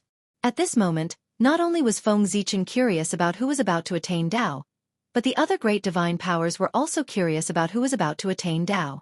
For a moment, terrifying gazes rose from all over the three realms and looked towards the central godland as if they were looking for something. Raising his hand, Feng Zichen wanted to expel all these gazes, but after thinking about it, he finally put down his raised hand. This matter couldn't be stopped, so let them see. As long as they knew what was going on and didn't look at things they shouldn't look at. As the human emperor and the creator of the central godland, Feng Zichen had absolute control over the central godland. With a thought, he locked onto the origin of all these strange phenomena. There, countless providence gathered, creating thousands of phenomena. There were dragons and phoenixes, and Xianhuang Qi rising. So it's him. After a careful scan, Feng Zichen found the existence who was about to attain Tao. The top great divine powers of the celestial sect of wonders, Taoist Daozhong, claimed to be born in the great Tao. He was located in the middle of the sky, bearing the weight of heaven and earth. He was also a natural-born saint. Taoist Daozhong was born noble. Although he wasn't as orthodox as the three pure ones and the other Pangu, he wasn't far off. When he was in the Purple Cloud Palace, his strength was also one of the best, comparable to Dijun. Among the 3,000 mortal guests of the Purple Cloud Palace, he could also squeeze into the top 10. He was even stronger than Kuanping and Hong Yun. However, he was a person who wholeheartedly pursued Tao. After Tao ancestor Hong Jun finished his 3 lectures, he didn't leave the chaos outside the sky, nor did he enter the struggle for hegemony in the untainted world. Instead, he found a place to cultivate in seclusion, and began a long period of bitter cultivation. It wasn't until the Daluo sky reopened and countless powerful figures came to discuss Tao that Daozhong was alarmed. He rushed back from the chaos outside the sky to discuss Tao with everyone, and understood his opportunity to attain Tao. Boom, boom, boom. In Feng Zichen's eyes, he saw strands of connate Tao aura surging out of Daozhong's body. Following the mysterious connection, they poured into Daozhong's body in the distance. This was the result of Daozhong's reincarnation this time. It was also the reason why he could reach the primordial chaos realm. Those who came to the human clan were only the incarnations of the divine senses of those powerful figures. Even if they had gained something, it would be transmitted to their bodies through the connection between their incarnations and their bodies. Otherwise, how could they break through? Let the incarnations of their divine senses break through? Wasn't that a joke? Hey! He has reached the realm, the origin, and the conditions have been met. Why hasn't Daozhong broken through yet? Suddenly, Feng Zichen exclaimed softly. Because he found that Daozhong still hadn't broken through to the realm of the primordial chaos Daluo Jingxian. That wasn't right. The feeling he gave now was like that of the primordial chaos Daluo Jingxian. However, he always felt that something was missing, which made him incomplete. After thinking for a while, Feng Zichen understood what was going on. It was because the karma had not been settled. Although Daozhong had met all the conditions to become the primordial chaos Daluo Jingxian, because the karma between him and the human clan had not been settled, his breakthrough this time was not perfect. There was still a trace of flaw. Only when the karma between him and the human clan was completely settled could Daozhong's primordial chaos Dao fruit be called perfect and flawless. How could he settle the karma between him and the human clan? It was simple. The key was Daozhong's divine thought incarnation. As long as he died, he would return to heaven and earth. Then, the karma between Daozhong and the human clan would be settled. As for how this divine thought incarnation would die, it had nothing to do with Feng Zichen. He wouldn't care either. It was all up to Daozhong. However, after watching for a while, Feng Zichen could see Daozhong's plan. He saw that as the divine thought incarnation passed on his understanding to the main body, his magic power was also slowly draining away. In the end, when the divine thought incarnation broke the connection between himself and the main body, the magic power in his body was also drained away. Right now, he was just a mortal, a complete and utter mortal. He did not have any magic power in his body, and only had ordinary martial arts to rely on. At the same time, this also meant that he had lost the long lifespan of an immortal. In about 100 years, he would be plagued with diseases due to the failure of his 5 internal organs and the aging of his organs. In the end, he would die. Because of the dissipation of his magic power, he would no longer be able to cultivate. The elixirs and miraculous medicines would also lose their effect on him. In 100 years, he would be dead. It's not a bad idea to entrust a wisp of mortal thought to this incarnation, and let him spend the last days of his life in the human realm. Shaking his head, Feng Zichen withdrew his gaze. It was inevitable that Daozhong would attain the Tao. In less than 100 years, his primordial chaos Tao fruit would be completed. There would be another primordial chaos Daoyuo Jingxian in the primordial chaos. Daozhong's attainment of the Tao didn't affect Feng Zichen much. However, it had a great impact on the human clan. It was estimated that after Daozhong attained the Tao, the human clan would be in chaos. The central divine province would also usher in chaos. Daozhong's attainment of the Tao was the beginning of the struggle for hegemony among the various countries. It was also a sign of the impending chaos. Feng Zichen still needed to make preparations early in order to prevent someone from acting too rashly and wantonly slaughtering the common people. Come, pass down my order. From today onwards, anyone who dares to slaughter the common people, regardless of their identity or cultivation, will be killed. In addition, order the city lords to activate the sky patrolling mirror and monitor the entire central divine province. If anyone is found slaughtering the common people for no reason, I will give them the right to kill first and report later. Although he said that he was calling for people, Feng Zichen's voice was very loud. It spread throughout the entire central divine province to ensure that every member of the clan could hear his order. We obey. In the 362 divine cities, excluding the sun, the moon and the stars, there were voices replying. These were the city lords of the divine cities. With the support of the divine cities' origins, they all had the strength comparable to the Daoyuo Taoist priests. Unlike the ranks of the dukes, marquises, earls and viscounts, the city lords of the divine cities were mostly the descendants of the royal family or the descendants of the heroes of the human clan. The city lords of the divine cities were never selected from ordinary people. They were all selected from the descendants of those who had performed meritorious deeds in order to commend the contributions of their ancestors. If one wanted to become a city lord of the divine cities, one had to work hard to perform meritorious deeds. This way, one's descendants would be qualified to become a city lord of the divine cities. This was also one of the ways to encourage the clan members to improve. As for the sky patrolling mirror, it was a treasure that Feng Zichen had created by imitating the supreme sky mirror. Every divine city had one. It didn't have many uses, but it could reflect everything that happened in the central divine province. Chapter 870. What is His Majesty doing? Why did he suddenly give this order? Is something big going to happen to the human race? Although the human cultivators obeyed the order, they couldn't help but mutter in their hearts. Looking at the human emperor's posture, he obviously had a premonition that something was going to happen and was preparing in advance. Otherwise, he wouldn't have suddenly given this order. The human race was going to be in chaos. It was indeed going to be in chaos. How did Taoist Daozhong achieve the Tao? After his spiritual incarnation entered the human race, he was born in Duke Qi's territory. At that time, Duke Qi Jianghu had just achieved the realm of Daoyuo Taoist priests and was conferred the title of Duke Qi, becoming one of the 36 dukes of the human race. At that time, he was in high spirits and was determined to achieve great things. He wanted to go one step further from the position of duke to the position of human king and help the human emperor rule the world. Unfortunately, although Jianghu's idea was good, he didn't know where to start looking at the huge Qi state. The Qi state wasn't small, but the position of duke wasn't enough. In order to help him achieve the position of duke, the Qi state's potential had been exhausted. No matter how much it developed, it couldn't bring him one step closer to the position of human king.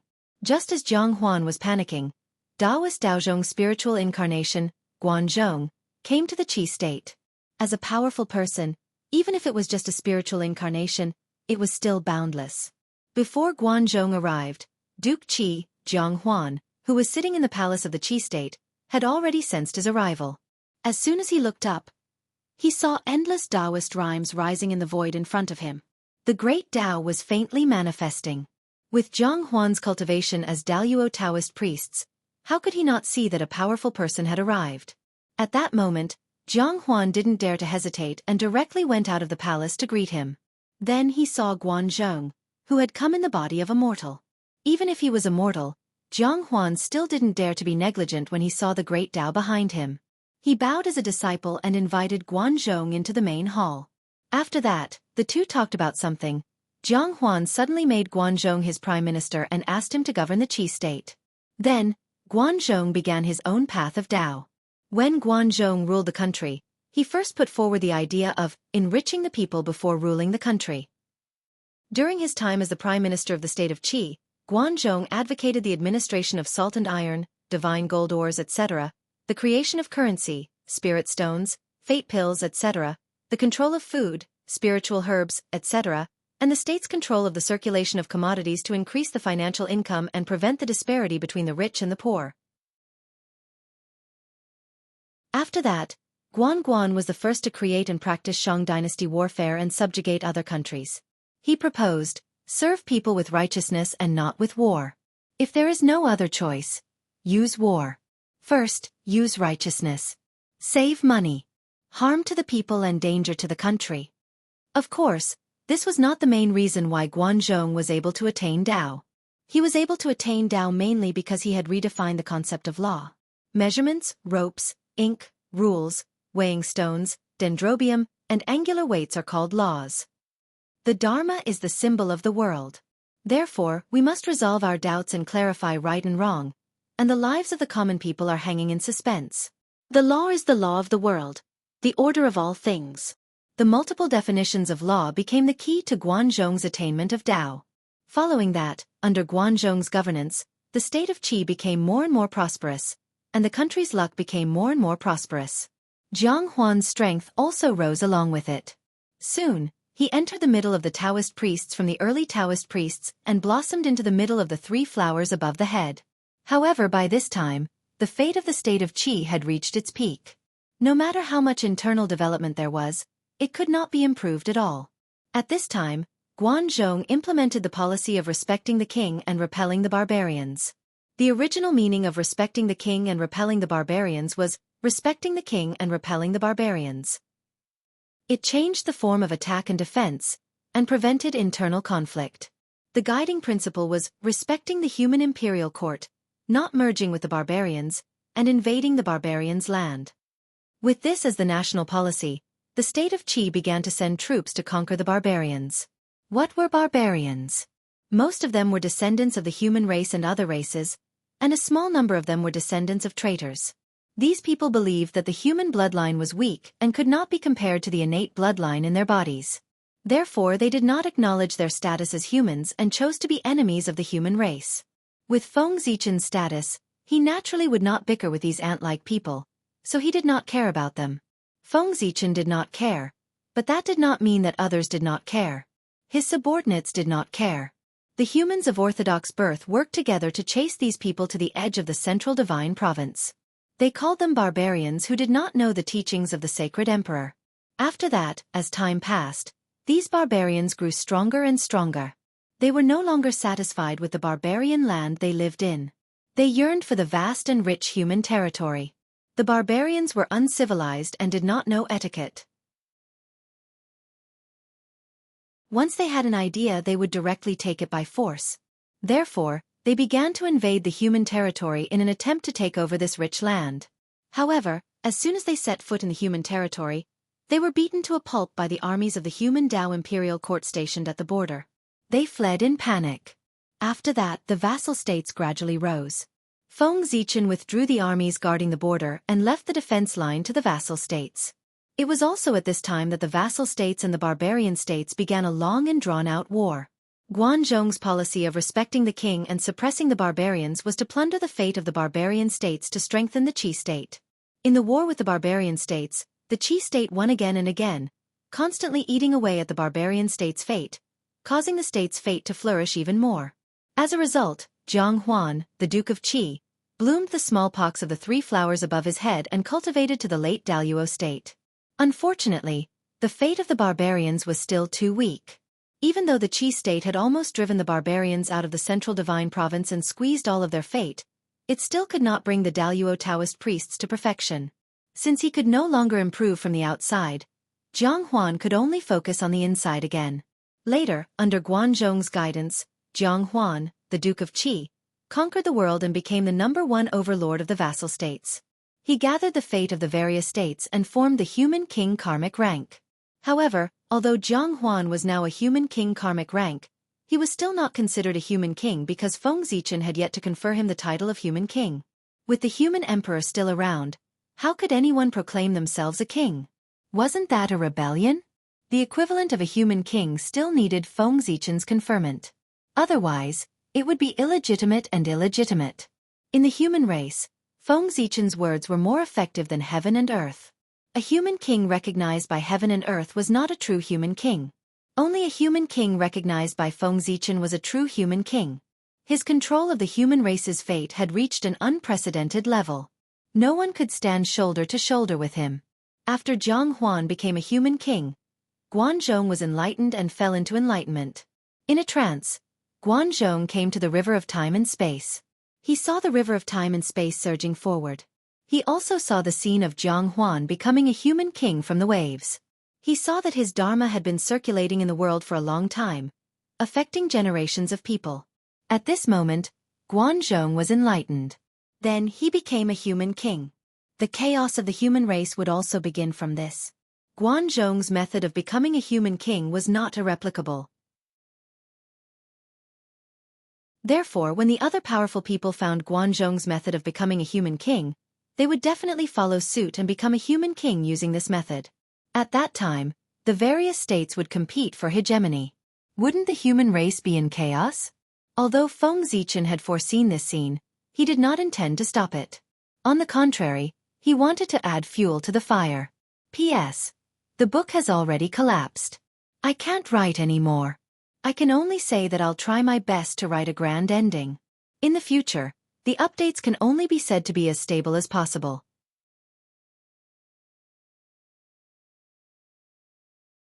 Chapter 871. In the Human Dao Palace, Feng Zichen stamped the Human Dao Imperial Seal on an imperial edict. Confer the title of Duke of Qi, Jianghu, the Human King. This was an imperial edict conferring the title of Duke of Qi, Jianghu, the Human King. Once Jianghu accepted this imperial edict, his position as the Human King would be justified. Picking up the imperial edict, Feng Zichen thought for a moment, then summoned the other human king of the human race, Zhou Mu, as well as several Daluo Taoist priests. When Zhou Mu arrived at the human emperor palace, Feng Zichen handed the imperial edict to him. Zhou Mu passed this imperial edict to Jianghu. After all, he was the human king and had a noble status. He should be given the respect he deserved.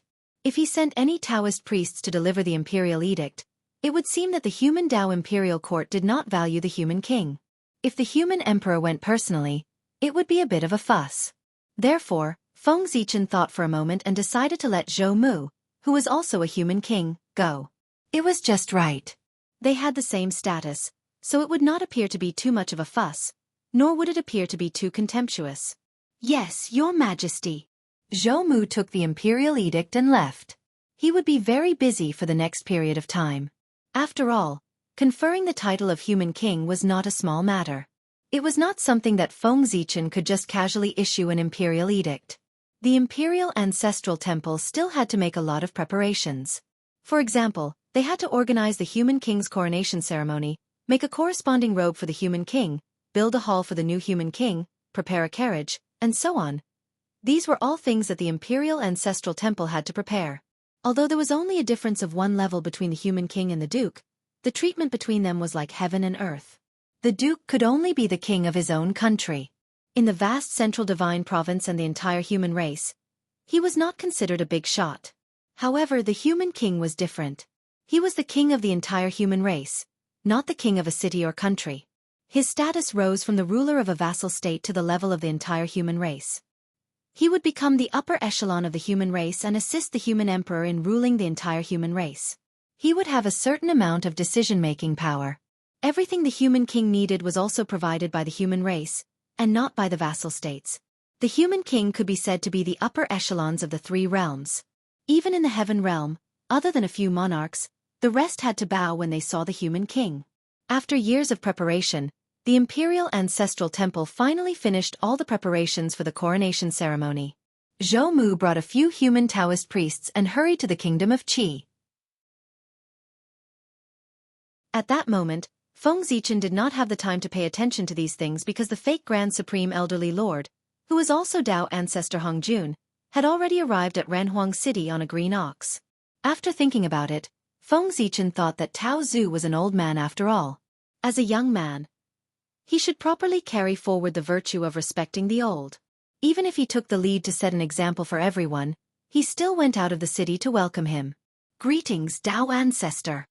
Outside Human Emperor City, Feng Zichen cupped his hands at Dao ancestor Hongjun from afar as a greeting. As for whether calling Dao ancestor Hongjun as Dao ancestor would expose his identity, that was not the case. Dao master, Dao ancestor, these two titles were actually similar. When outsiders heard it, they would think that Feng Zichen called Dao ancestor Hongjun as Dao master and not Dao ancestor. However, any primordial chaos Daluo Jingxian could be called Dao master. There was nothing wrong with calling the three pure ones as Dao masters. Greetings, monarch. Dao ancestor Hongjun returned the greeting to Feng Zichen very naturally. To be honest, if Feng Zichen did not already know that the Grand Supreme Elderly Lord was transformed by Dao ancestor Hongjun, he would definitely think that the other party was the Grand Supreme Elderly Lord and not someone else pretending to be him. They were really too similar. Not only in appearance, but also in demeanor and luck. They seemed to be carved out of the same mold as the Grand Supreme Elderly Lord. With Dao ancestor Hongjun's ability, no one would be able to recognize him if he pretended to be someone else. There was only one flaw in Dao ancestor Hongjun. His realm was too high, far surpassing the Grand Pure Ones. If not for that, Feng Zichen would not have been able to recognize his true identity. After arriving beside Dao ancestor Hongjun, Feng Zichen could not help but exclaim softly. That was because he realized that behind Dao ancestor Hongjun stood a little Dao child with red lips and white teeth. He was about 5 or 6 years old and looked no different from a mortal child. However, his red hair was very eye-catching. Just now, the Dao child was hiding behind Dao ancestor Hongjun, but Feng Zichen did not notice him. He only discovered his existence when he walked closer. Who is this child? Looking at the child, Feng Zichen actually felt a sense of familiarity, as if he had seen the Dao child somewhere before. Narrowing his eyes slightly, Feng Zichen could not help but size up the Dao child. After all, the child was still young. Being stared at by a stranger like Feng Zichen, he could not help but reveal a frightened expression. He quietly hid behind Dao ancestor Hongjun and avoided Feng Zichen's burning gaze. The Dao child whispered to Dao ancestor Hongjun, "Master, who is this person? Master, who is this person? Why is his gaze so frightening? It's as if he can see through everyone's body." The moment the little Dao child said that, Feng Zichen felt very awkward. It was inappropriate to stare at a 5-year-old child with such a threatening gaze. However, the Dao child's performance also made Feng Zichen even more certain that he was extraordinary. If he was really an ordinary child, he would have fainted from fright after being stared at like that. How could he have such a performance? It's indeed my fault. I apologize to you, young master. Feng Zichen was straightforward and directly cupped his hands in salute to the little Taoist boy. As for the salute, the little Dao child could not accept the salute of the human emperor. If Feng Zichen saluted him, he would not be able to reincarnate for eternity. The consequences of the backlash of fate were very serious. Haha. Seemingly happy to see Feng Zichen suffer, Dao ancestor Hongjun chuckled.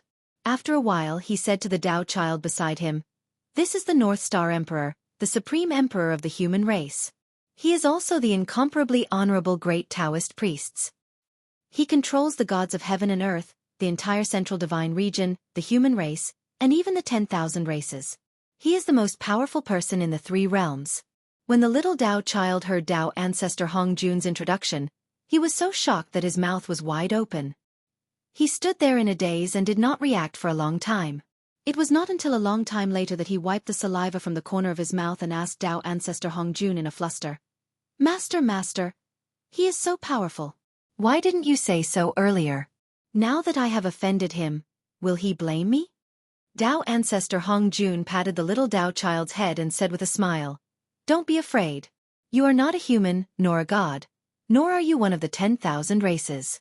You have nothing to do with the central divine region. You and I are both outsiders. No matter how powerful he is, he can't control you." Hearing this, the bitter look on the little Dao child's face disappeared and was replaced by a smile. He said with a look of realization, "Haha, that's right. I am not a human, nor a god. I was not born in the central divine region. He can't control me." Haha. As he spoke, the little Taoist boy's laughter grew even more joyful. Seeing him like this, Feng Zichen could not help but scare him. "Little Dao child, although I can't control you, my cultivation is very high. There are less than 5 people in the 3 realms who can defeat me. If I want to kill you, I only need to blow a breath. Even if you are a world away from me, as long as you are still in the 3 realms, I can kill you. Are you afraid? Also, under my command, there are countless experts. With one order, regardless of whether it is the gods or the 10,000 races in the Eldritch world, they will have to obey my orders. In that case, I only need to release the news that you have offended me. Then, there is simply no need for me to do anything. You will become the target of everyone's hatred. Everyone in the world will view you as an enemy and wish to tear you apart. As such, after offending me, are you afraid?" It was not that Feng Zichen wanted to scare the little Dao child, but he had already recognized the little Dao child's identity. Looking at his head of red hair, the first thing that came to mind was red. Red. Other than ancestor Hong Yun, who else could it be? The little Dao child who followed beside Dao ancestor Hong Yun was ancestor Hong Yun. However, it was not his actual body, but an incarnation of a strand of his divine consciousness. Moreover, all of his memories had been sealed by Dao ancestor Hong Jun. He really looked no different from an ordinary child. Thus, the scene before his eyes had occurred. After being scared by Feng Zichen, the little Dao child's smile disappeared. He quickly hid behind Dao ancestor Hong Jun and shouted at him, "I am not afraid. My master is a legendary saint, one of the few experts in the world. With him protecting me, you can't hurt me. I am not afraid of you." At this moment, Dao ancestor Hong Jun smiled helplessly and said to Feng Zichen, "Emperor, don't scare him anymore. He is just a child." "Child?" "Yes, child. He is just a child." After muttering a few words, Feng Zichen asked Dao ancestor Hong Jun, "May I ask, what is the name of this little Dao child?" "I think he is to my liking. I want to keep him by my side and teach him personally for a period of time to make up for scaring him just now." With a smile, Dao ancestor Hong Jun took little Hong Yun's hand and placed him beside him. He said to Feng Zichen seriously, "This child is called Hong Yun. He is the disciple of Poor Wei. Emperor, don't have any ideas about him. His future path has been arranged by Poor Wei for him. Emperor, you don't have to worry about him." He did not expect Dao ancestor Hong Jun to be so direct and directly mention Hong Yun's identity. Feng Zichen did not know how to respond for a moment. After a while, Feng Zichen asked, "Why did ancestor bring Hong Yun to the Central Divine Prefecture?" The Central Divine Prefecture is the territory of the human clan, but Hong Yun is a disciple of the Xian sect. Even if he wants to go, he should go to the Dongsheng Divine Prefecture and not the Central Divine Prefecture. "Ancestor, did you bring him here to seek revenge?" Since the Dao ancestor was so direct, Feng Zichen did not hide anymore. He directly asked why the Dao ancestor had brought Hong Yun here. It was better to be direct.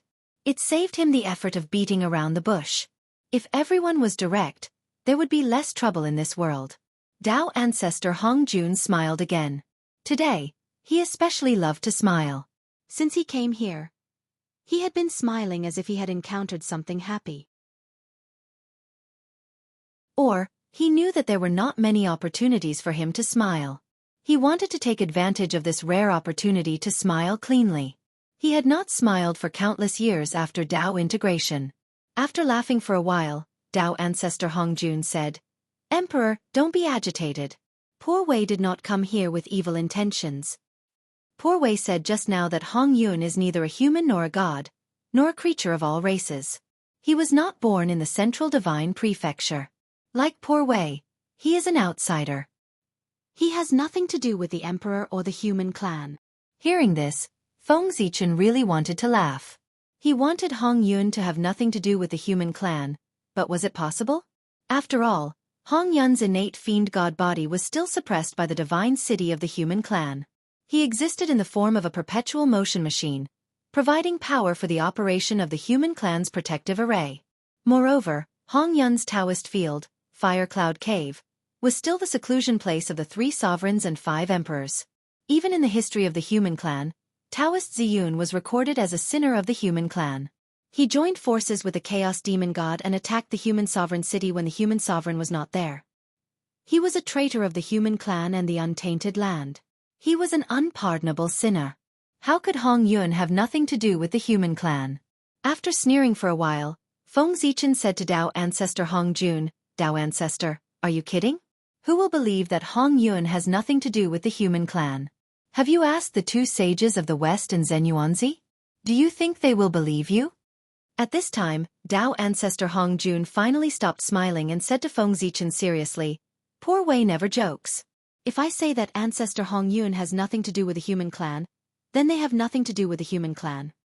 The Fire Cloud Cave was given to the human clan by the Heavenly Wei. If Hong Yun has a problem with it, he should ask the Heavenly Wei instead of the human clan. The Fire Cloud Cave is the karma between Hong Yun and the Heavenly Wei. It has nothing to do with the human clan. As for Taoist Ziyun, he colluded with the chaos demon god and tried to disturb the untainted land. He is a sinner of the untainted land and is not tolerated by the Heavenly Wei. He is suppressed by the human clan and can never escape. This is the punishment he deserves. However, Taoist Ziyun is Taoist Ziyun, and Taoist Hong Yun is Taoist Hong Yun. How can we confuse them? Hearing this, Feng Zichen understood what Dao ancestor Hong Jun meant. He wanted to end the karma between Hong Yun and the human clan on behalf of Hong Yun. The biggest karma between ancestor Hong Yun and the human clan was the Fire Cloud Cave, the head of the untainted land. When the human clan obtained Hong Yun's Taoist field, they formed an inexplicable karma with him.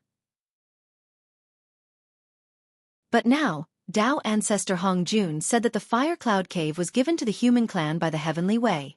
Even if there was a karma, it should be borne by the Heavenly Wei. It had nothing to do with the human clan. In this way, the biggest karma between the human clan and Hong Yun would be gone. Secondly, the karma between Hong Yun and the human clan was caused by Taoist Ziyun. In the past, with the intervention of the 2 sages of the West, Hong Yun's innate true spirit was reincarnated into the human clan and became Taoist Ziyun. He tried to fight for the throne of the human emperor. Unfortunately, the 2 sages of the West's plan failed. Hong Yun was schemed against by Feng Zichen and was suppressed under the divine city of the human clan for eternity in the name of colluding with the chaos demon god. The hatred of being suppressed and humiliated was also a karma that would not end until one of them died.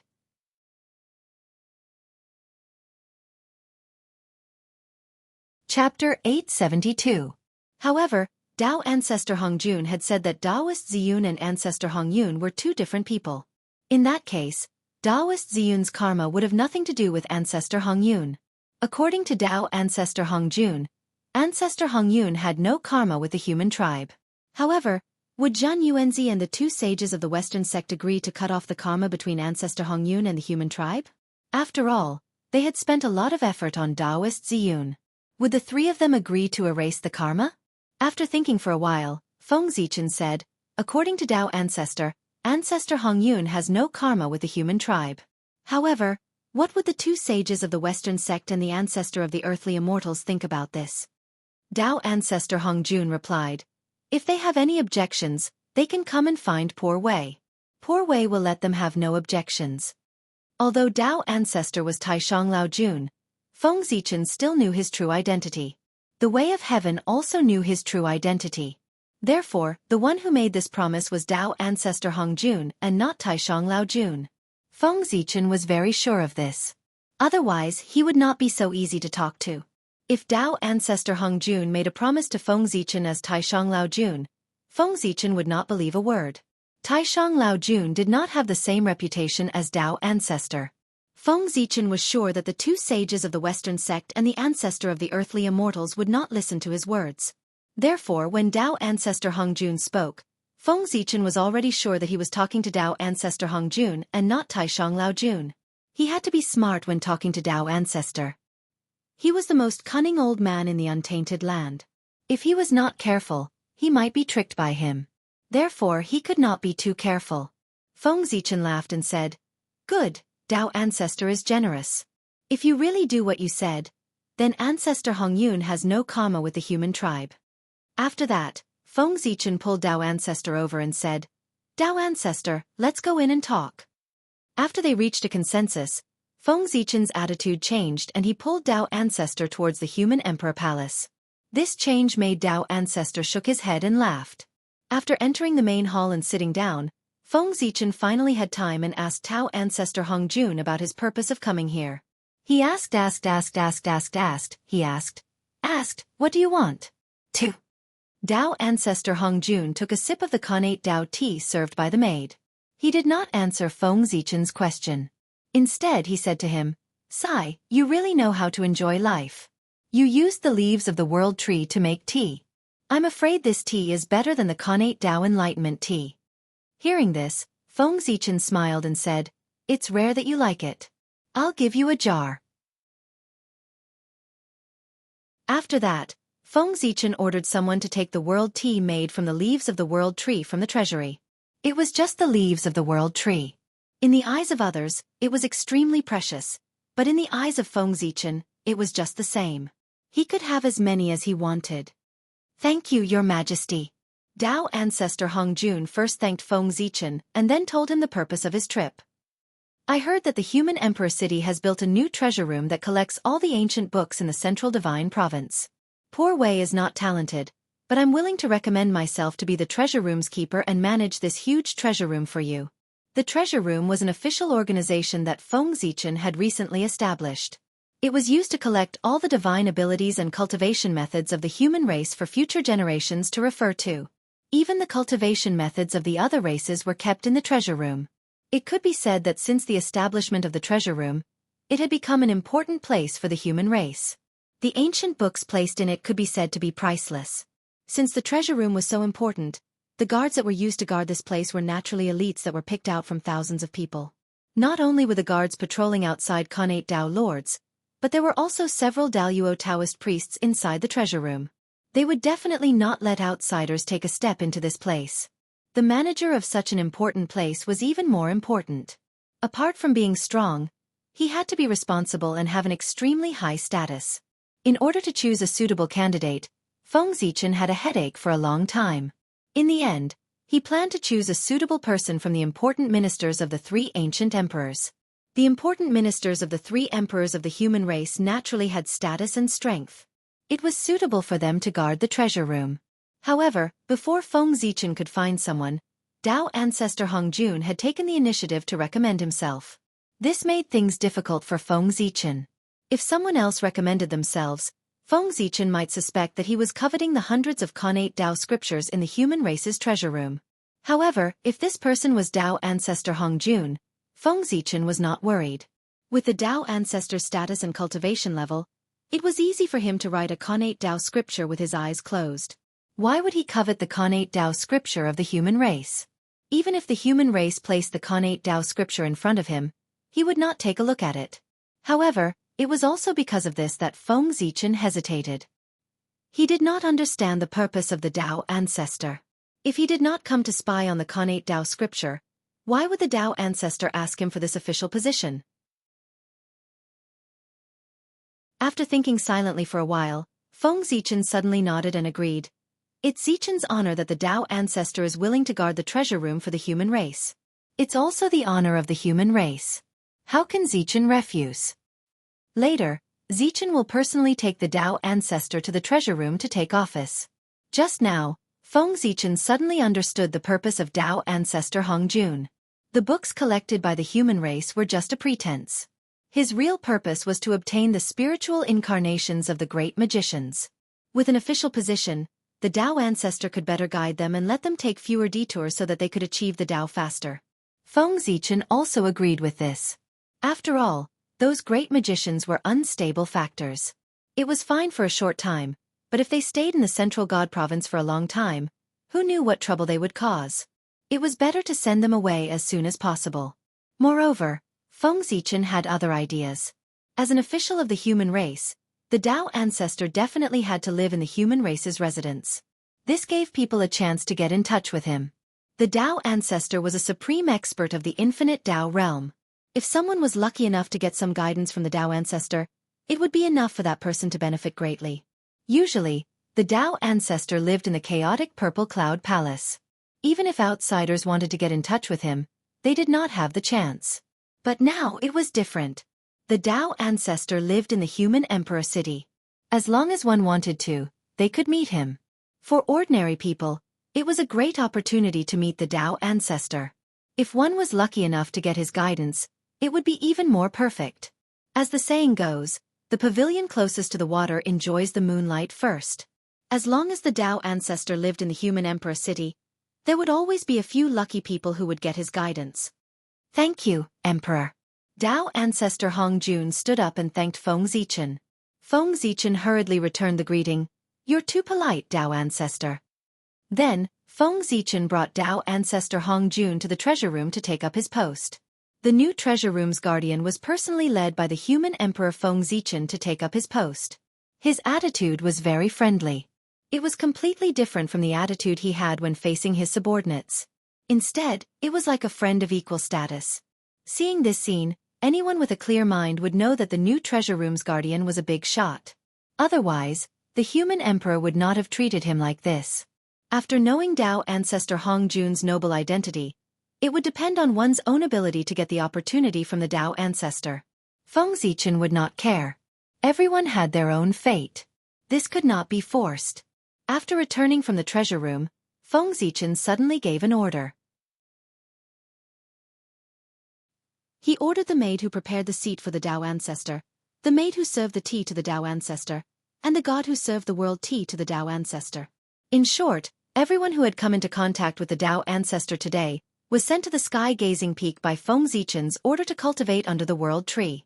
This was the treatment that only the peerless geniuses of the human clan had. These people had only come into contact with the Tao ancestor, and their fates had already changed. It was not an exaggeration to say that they were the geniuses of the human clan. It was indeed a great opportunity to serve the Tao ancestor tea, a seat, and a gift because the Tao master was the heavenly way. After serving the heavenly way, even a pig could become a pig god. Not to mention those gods and maids, who were already extraordinary. The path of proving the Tao began with coming into contact with the Tao ancestor. Moreover, Feng Zichen had another purpose for doing this. He wanted to use this method to hint to the clansmen in the human emperor city that the Tao ancestor was extraordinary. Just by coming into contact with him, his fate had undergone an earth-shattering change. If he could receive his guidance, how extraordinary would it be?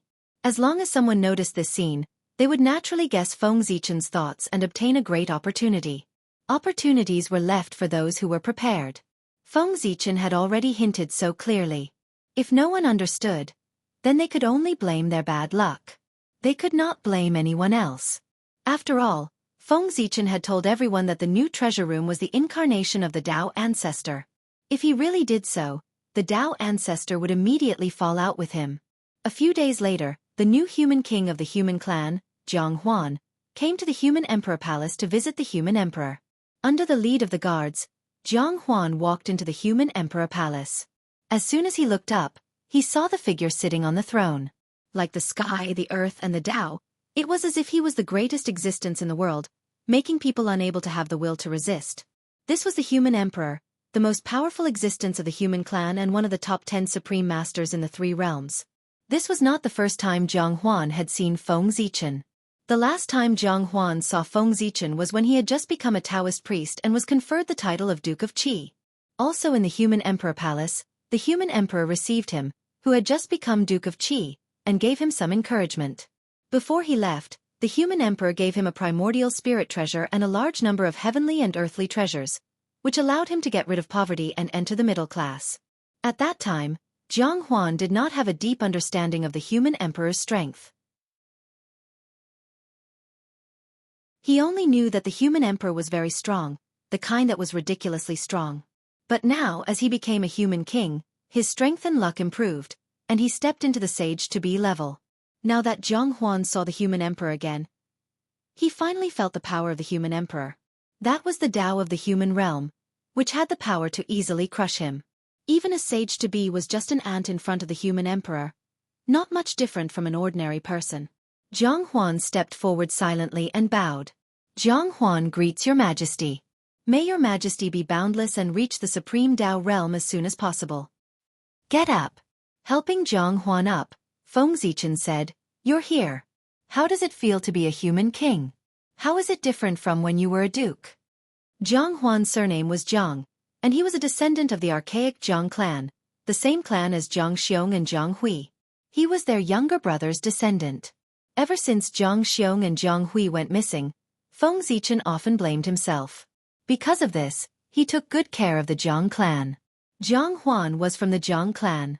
Perhaps because he loved the Jiang clan, Feng Zichen found him very pleasing to the eye. Jiang Huan replied respectfully, Your Majesty, the feeling of becoming a human king. How should I put it? I first felt very good.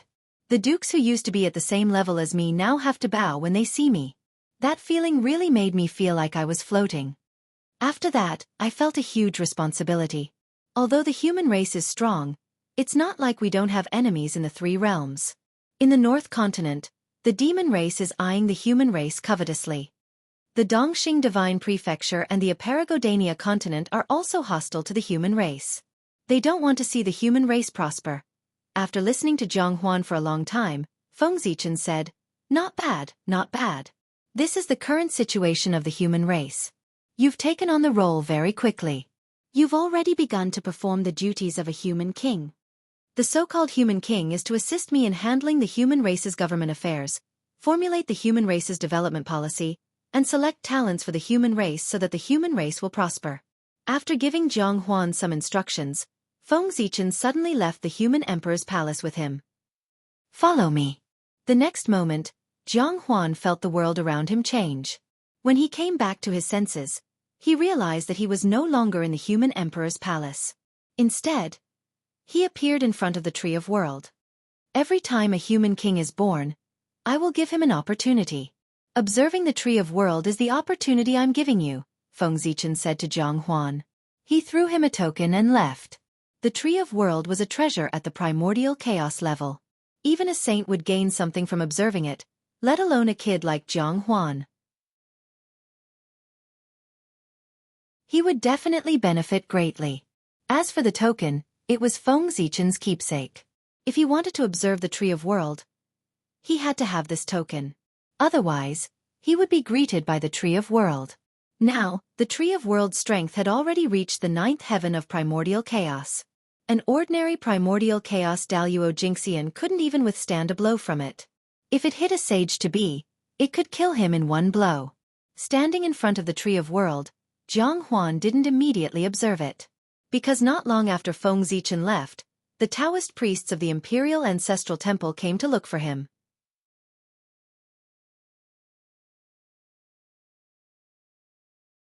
Chapter 873. Now that your Majesty is the human king, you should move from the Qi Kingdom to the human Emperor City as soon as possible. Also, your Majesty should choose an heir to inherit your title of Duke of Qi. After all, your Majesty is already the human king. You should prioritize the affairs of the human race. You should let go of the affairs of the Qi Kingdom if you can and try to leave them to your descendants. The Taoist priests of the Imperial Ancestral Temple came before Jiang Huan and said to him, That's right. Jiang Huan replied with a nod. He had already expected these things before he came. Before Jiang Huan left for the human Emperor City, Guanzhong had looked for him and told him some secrets of the world. For example, the matter of the various powerful beings using the human race to attain Tao. It was also at that time that Jiang Huan already knew that it would be difficult for him to interfere in the affairs of the Qi Kingdom after he left for the human Emperor City. This was because the human emperor would not allow a human king to personally oversee the vassal states. If the Qi Kingdom had a human king overseeing it, how could the other vassal states have a chance to rise? If a new overlord was not born, how could a new human king be born with the fate of the vassal states? In that case, how could the clones of other powerful divine abilities replicate Guanzhong's path and help a sovereign personage attain the Tao? Therefore, no matter what, Jiang Huan, who had become the human king, had to leave the Qi Kingdom. If he stubbornly refused to leave, then not only would the human emperor not tolerate him, but the other powerful beings would not tolerate him either. Furthermore, Guanzhong, who had assisted him to become the human king, would not tolerate him either. Jiang Huan staying in the Qi Kingdom was blocking the path of too many powerful beings. How many years had it been since Guanzhong and Jiang Huan were similar? Even if he assisted him to become the human king, It was only a matter of mutual benefit. How could he be willing to offend dozens or even hundreds of fellow Taoists for him? These words should have been said by Feng Zichen, but he was afraid that Zhang Huan would have some opinions and feel that the human emperor was forcing him with his power and leaving a bad impression on him. Therefore, the Taoist priests of the imperial ancestral temple stepped forward. Within a few years, there was news that Zhang Huan had abdicated and his son had succeeded him. The newly crowned Qi Guagua, with the blessing of the Qi kingdom, still had the power to match the Daluo Taoist priests. However, the new Duke of Qi was a newcomer after all. How could he be a match for the other old dukes? When Guanzhong was still alive, things were still fine. With him maintaining the situation, the state of Qi was still the overlord. However, as Guanzhong gradually grew old and was unable to maintain the situation, the power of the state of Qi began to decline. When Guanzhong passed away, the other vassal states began to stir, and the state of Qi was no longer the overlord. When Guanzhong was still alive, none of them had any ideas about the state of Qi. Only after Guanzhong's death did they make a move against the state of Qi and challenge its position as the overlord. After the state of Qi, the Jin state rose. However, this time it was different. There were 5 great mystical abilities assisting Jin nation. Moreover, the person they chose to assist was not the current Duke of Jin, but the son of an exiled Duke of Jin who was not valued. In order to attain the Tao, these great mystical abilities began to make new attempts. They wanted to see if many people working together to assist the human king would allow everyone to attain the Tao at the same time. In any case, attaining the Tao did not rely on the merits of assisting the human king, but on the ideas they summed up. Through governing the people and interacting with the human Tao, they found their own shortcomings and perfected their Tao. When their Tao reached the point of perfection, it was time for them to attain the Tao. According to this theory, the amount of merits was not important. What was important was whether their ideas and their Tao could interact with the human Tao and find the flaws in it. Therefore, there was no conflict between having many people assisting and having one person assisting. On the contrary, with many people assisting, it was easier to help them attain the Tao through the mutual exchange of ideas. Taoist Daozhong attained the Tao through assisting the human king and gained the recognition of everyone. Because of this, many great mystical abilities chose to walk the same path as him. However, there were also some great mystical abilities who recognized Daozhong's method but did not want to walk the same path as him. Therefore, some people traveled between countries to search for their own way of attaining the Tao. It was also at this time that Ziru gradually showed his talent. Ziru combined the founding ceremony of the Holy Emperor and proposed a theory with benevolence, forgiveness, sincerity, and filial piety as the core values. This was the theory of Confucianism. The path of Confucianism was to be wise in reading, pay attention to etiquette, pay attention to benevolence, and have righteousness in one's heart. Confucianism emphasized the moral cultivation of a gentleman, emphasized that benevolence and etiquette complemented each other, valued the 5 relationships and family ethics, advocated education and benevolence, attacked tyranny, and tried to rebuild the order of etiquette and music. It was rich in ideals and humanistic spirit. Ever since Ziru was born, he had never cultivated. However, with the establishment of Confucianism, the aura of righteousness appeared out of thin air and poured into his body, causing him to naturally possess mystical abilities. The aura of righteousness, the righteousness of heaven and earth. As long as one had righteousness in their heart and was upright, they could obtain the power to crush everything. And this was the power that Ziru possessed. After the establishment of Confucianism, Ziru's body merged with heaven and earth and reached the realm of oneness of heaven and man. Naturally, he possessed 3 powers. The first was etiquette. Its original meaning was to hold ceremonies and worship gods to pray for blessings. Etiquette and shoes, so it was a blessing to the gods. The etiquette of husband, the scripture of heaven, the righteousness of the earth, and the conduct of the people. Cultivating the 6 etiquettes was to restrain the people. The 6 etiquettes were crown, dusk, funeral, sacrifice, hometown, and meeting. The crown, marriage, court, betrothal, funeral, sacrifice, guest and host, hometown drinking, and military. These were the 9 etiquettes. The power of etiquettes could regulate people's behavior.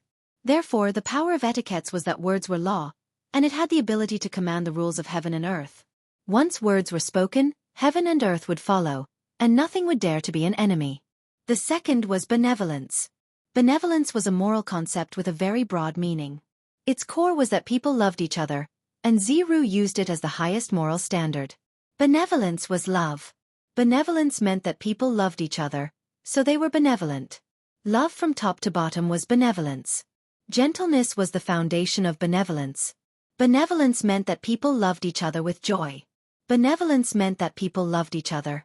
Therefore, the power of benevolence could erase the enemy's hostility, killing intent, and other negative emotions, so that people could get along with each other peacefully. Once the power of benevolence came out, it would turn everyone in the world into a friend, and no one would be an enemy. Therefore, benevolence was invincible. The third was righteousness. May I ask what righteousness was? It was said, it's hard to say, it's qi, it's great and strong, it's beneficial and harmless, and it's stuffed between heaven and earth. It's qi, it's compatible with righteousness and Tao. It's not, it's discouragement. It's born from righteousness, not obtained from righteousness. If there's something that's not in the heart, it's discouragement. There was righteousness in heaven and earth, and all kinds of things were formed. Below it were rivers and mountains, and above it were the sun and stars. It was called righteousness to people, abundant and filling the sky. Righteousness was the righteousness of heaven and earth, it's great and strong. Therefore, once righteousness came out, all the bad forces in heaven and earth would be suppressed by it, and it would be difficult to form power. After Confucianism was established, Ziru also had the power to protect himself. Then, he left Emperor City and traveled among the various countries. He began to spread his theory, persuade people to be good, and set etiquette for the various countries. As for Ziru, all the monarchs of the vassal states knew that he was a big shot from Emperor City. These monarchs did not dare to offend him. However, these people had been dominating their places for a long time and were used to being free and unfettered. How could they stand the restrictions of etiquette? Therefore, they treated Ziru with good food and drink. No matter what he said, they would pat their chests and agree. However, after that, they would continue to do what they were supposed to do. As for what they had promised Ziru earlier, no one took it to heart. You say what you want, and I do what I want. Whatever you say, I'll listen, but I won't do it. This was the current attitude of the monarchs of the various vassal states towards Ziru. It was difficult to get them to respect him. Difficult. They were all a group of old foxes. Anyway, Ziru could not do anything to them, so why would they be afraid of a weak scholar like Ziru? They would just provide him with good food and drink. They would definitely not let him suffer the slightest grievance. This could be considered as giving Emperor City an explanation. Moreover, when Ziru saw that things were not going well, he would naturally leave. Otherwise, what was the point of continuing to stay? Continuing to accomplish nothing? Why did Ziru, leave Emperor City? It was because the big shots of Emperor City could not stand him, so they chased him out. The younger generation could accept the etiquette set by Ziru, but those of the older generation, such as the Taoist priests, existed with the heavens and with the Tao. How could they stand the restrictions of these etiquette? However, they also knew that the etiquette set by Ziru was for the good of the human race. He used etiquette to limit the evil in the heart, and thus advocated that everyone be good. Therefore, although they did not like Ziru's etiquette, they would not speak out against it. They just watched coldly from the side. However, they did not go to Ziru, but Ziru came to them. As a senior, Yan Qi should take the lead and be the first to abide by these etiquette. These big shots of Emperor City were annoyed by Ziru, but they did not dare to do anything to him. Everyone knew that Ziru's identity was not simple.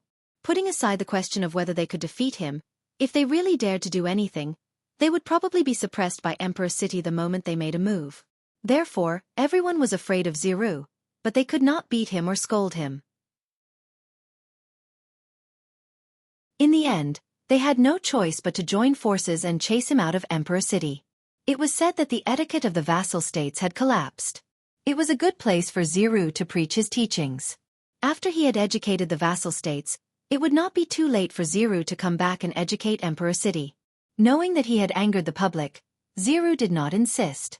He walked towards the vassal states and began his journey of traveling through the various states. The first stop of Ziru's journey was his birthplace, the state of Lu.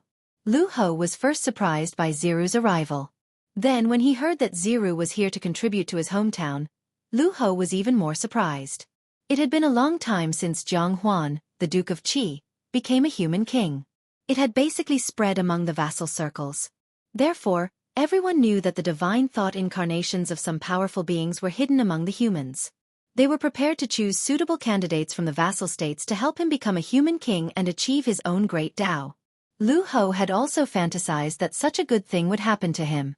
After all, who did not covet the position of human king? But fantasies were just fantasies. Lu Hou was also a member of his own family, and knew his own matters. With his abilities, he could at most become an earl. Now that he could become a marquis, it was all because of the power behind him. It had nothing to do with his own abilities. It was difficult for him to become a duke. How could he aspire for the position of human king? But he never thought that fate was so wonderful. The good thing of being assisted by the divine thought incarnation of a powerful being directly fell on him, Lu Hou. Lu Hou still remembered the various strange phenomena when Xiru was born. In his eyes, Xiru was the so-called reincarnation of a powerful being. Moreover, he was a peak powerful being. Xiru was an existence that could startle the 3 sovereigns and 5 emperors, the current sage emperor, and even Her Highness Nuwa when he was just born. If such an existence could not be considered a powerful being, then who else in this world could be called a powerful being? Because Lu Hou knew that Xiru was the reincarnation of a powerful being, when he heard that Xiru had specially returned to assist him in achieving hegemony, it was easy to imagine how excited he was. His excitement was beyond words. He only knew that he had finally made it and obtained a great opportunity. However, Lu Hou's happiness did not last long. That was because he could not stand Xiru anymore. Lu Hou was a second-generation heir. He had the bad nature that many people had. He was greedy for pleasure and did not seek to improve himself. He was not bad, but he was definitely not good. As for Xiru, he was determined to mold Lu Hou into a famous ruler, a moral role model, using the highest standards to hold him to. First, he had to change Lu Hou's greedy nature and make him have the desire to improve himself again. Before Xiru came, Lu Hou did not need to deal with government affairs. He just needed to eat and drink every day. However, after Xiru came, he had endless matters to deal with every day. He did not even have time to enjoy himself. That was right. The country of Lu's government affairs had been neglected for so long. How could it be so easy to deal with them all at once? It was normal to be busy in the beginning. However, with Lu Hou's character, how could he endure such things? In the beginning, Lu Hou wanted something new and worked hard for a few days. However, it did not take long for him to solidify. He no longer worked hard and continued to indulge in pleasure. Xiru tried to persuade him a few times, but he was evaded. At this time, Lu Hou also accepted his fate. He knew that he did not have the opportunity to become a human king. Even if the heavens placed an opportunity in front of him, he would not be able to grasp it. He would only be like this for the rest of his life. He could only eat and wait for death. Struggle. That was impossible. Did he not enjoy eating, drinking and playing? Was he not happy ruling over a region? Why did he have to take things too hard and struggle? Helpless, Xiru continued to persuade Lu Hou. However, Xiru used all his means and even talked until his mouth was sore, but he still could not persuade Lu Hou to change his mind and work hard again. In the end, perhaps because Xiru was tired of persuading him, Lu Hou simply expressed that he was already like this. There was no saving him. If someone like him were to become a human king, that would be the greatest danger to the human race. Lu Hou had already given up on himself. P.S. I updated again today.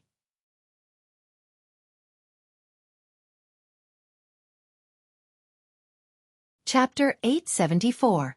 The anti-theft chapter will be changed in 20 minutes. The main reason is to maintain full attendance. Right now, full attendance is the only motivation for me to continue writing. Without full attendance, I will not be able to write 1 chapter a day. With that said, there was nothing left to say. In the end, Xiru left the country of Lu angrily.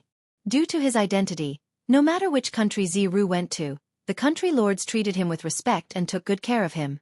No one could find fault with him. However, this was not what Xiru wanted.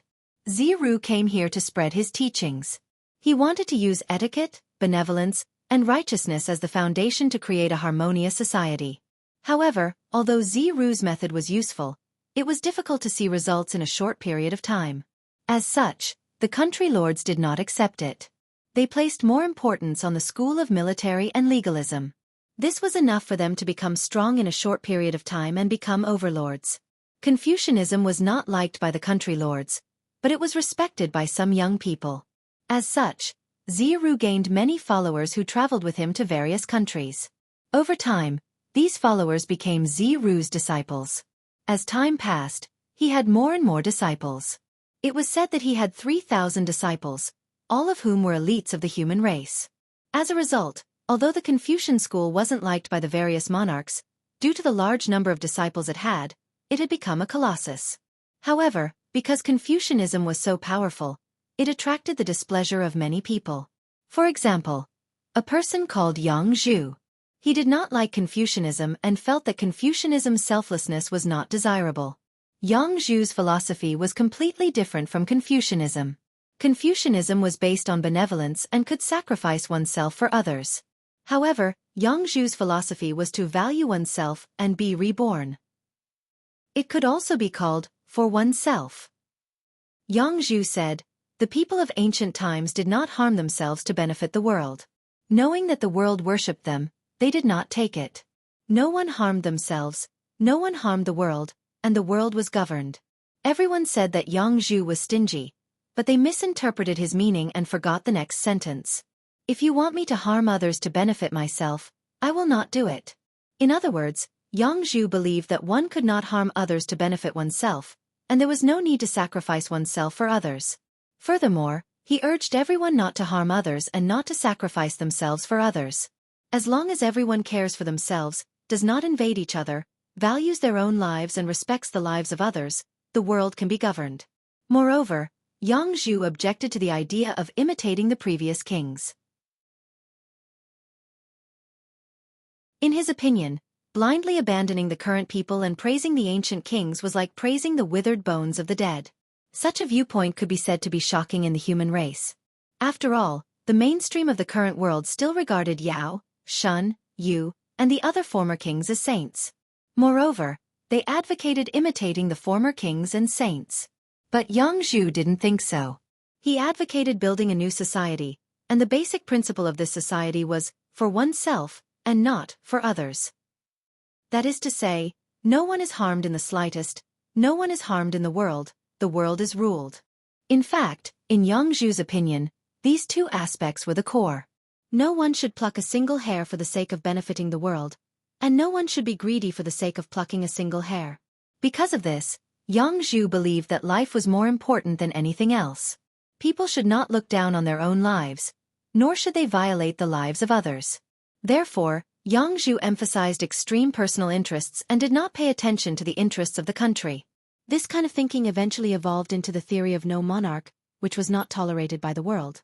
Other than for oneself, Jianghu also had his own views on life and death. At this point, there was nothing more to say. In the end, he left behind a sentence that, "rotten wood cannot be carved," and angrily left the country of Lu. After that, because of his identity, no matter which country Xianxia went to, the country's king treated him with respect and took good care of him. No one could find fault with him. However, this was not what Xianxia wanted. Xianxia came to preach his own theory, using etiquette, benevolence, and righteousness as the foundation. He wanted to create a harmonious society. Unfortunately, although Xianxia's method was useful, it was difficult to see results in a short period of time. Therefore, the country's kings did not accept it. They valued the theory of the military and legalism more. It was enough for them to become powerful in a short period of time and strive for the position of overlord. Confucianism was not liked by the country's kings, but it was highly respected by some young people. Because of this, Xianxia gained many followers who traveled with him to various countries. As time passed, these followers became Xianxia's disciples, and as time passed, he gained more and more disciples. It was said that he had 3,000 disciples, and they were all elites of the human race. As such, although Confucianism was not liked by the country's kings, because of the many disciples it became a colossus. However, because Confucianism was so powerful, it attracted the displeasure of many people. For example, a person called Jianghu. He disliked Confucianism and felt that Confucianism's selflessness was not desirable. Jianghu's philosophy was completely different from Confucianism. Confucianism was based on benevolence, and they could sacrifice themselves for others. However, Jianghu's philosophy was to value oneself and rebirth, which could also be called for oneself. Jianghu said, "The people of ancient times did not harm themselves to benefit the world. They knew that the world worshipped them and did not take them. No one harmed themselves, no one harmed the world, and the world was ruled." Everyone said that Jianghu was stingy, but they misinterpreted Jianghu's meaning and completely forgot the next sentence. "If you want me to harm others to benefit myself, I will not do it." In other words, Jianghu believed that one could not harm others to benefit oneself, and there was no need to sacrifice oneself for others. Moreover, he called on everyone not to harm others and not to sacrifice themselves for others. As long as everyone cared about themselves and did not harm others, and everyone valued their own lives and respected the lives of others, the world could be ruled. Moreover, Jianghu was against imitating the previous kings. In his view, blindly abandoning the people of the present and praising the ancient kings was like praising the bones of the dead. Such a view could be said to be shocking in the human race. After all, the mainstream of the present world still regarded Xianxia and the other kings as saints, and they advocated imitating the previous kings and saints. However, Jianghu did not think this way. He advocated building a new society, and the basic principle of this society was for oneself and not for others. This was his principle of no one harmed themselves, no one harmed the world, and the world was ruled. In truth, in Jianghu's view, these two aspects were the core. No one should pluck a single hair to benefit the world, and no one should covet the world's benefits to pluck a single hair. Because of this, Jianghu believed that life was more important than anything else. People should not look down on their own lives, and they should not infringe on the lives of others. Therefore, Jianghu emphasized extreme personal benefits, and did not pay attention to the interests of the country. This kind of thinking eventually evolved into the theory of no monarch, which was not tolerated by the world. Other than for oneself, Jianghu also had his own views on life and death. At this point, there was nothing more to say. In the end, he said that rotten wood could not be carved, and angrily left the country of Lu. After that, because of his identity, no matter which country Xiru went to, the kings treated him with respect and took good care of him, and no one could find fault with him. However, this was not what Xiru wanted. Xiru came here to promote his own theory, based on etiquette, benevolence, and righteousness, and to create a harmonious society. However, although Xiru's method was useful, it was difficult to see the results in a short period of time. Therefore, the kings did not accept it. They valued the doctrines of the military and legalism more, and it was enough to make them strong in a short period of time, and from there, strive for the position of overlord. Confucianism was not liked by the kings, but it was respected by some young people. As such, Xiru gained many followers, and they followed him to travel the various countries. As time passed, these followers became Xiru's disciples, and as time passed, he had more and more disciples. It was said that he had 3,000 disciples, and they were all elites of the human race. As a result, although the Confucian school wasn't liked by the various monarchs, due to the large number of disciples it had become a colossus. However, because Confucianism was so strong, many people did not like it. For example, a person called Jianghu. He really did not like Confucianism, and he felt that Confucianism's selflessness was not desirable. Jianghu's philosophy was completely different from Confucianism. Confucianism was based on benevolence, and they could sacrifice themselves for others. However, Jianghu's philosophy was to value oneself and rebirth, which could also be called for oneself. Jianghu said, "The people of ancient times did not harm themselves for the benefit of the world. They knew that the world worshipped them and did not take them. No one harmed themselves, no one harmed the world, and the world was ruled." Everyone said that Jianghu was stingy, but they misinterpreted Jianghu's meaning and completely forgot the next sentence. "If you want me to harm others for my own benefit, I will not do it." In other words, Jianghu believed that one could not harm others for one's own benefit, and there was no need to sacrifice oneself for others.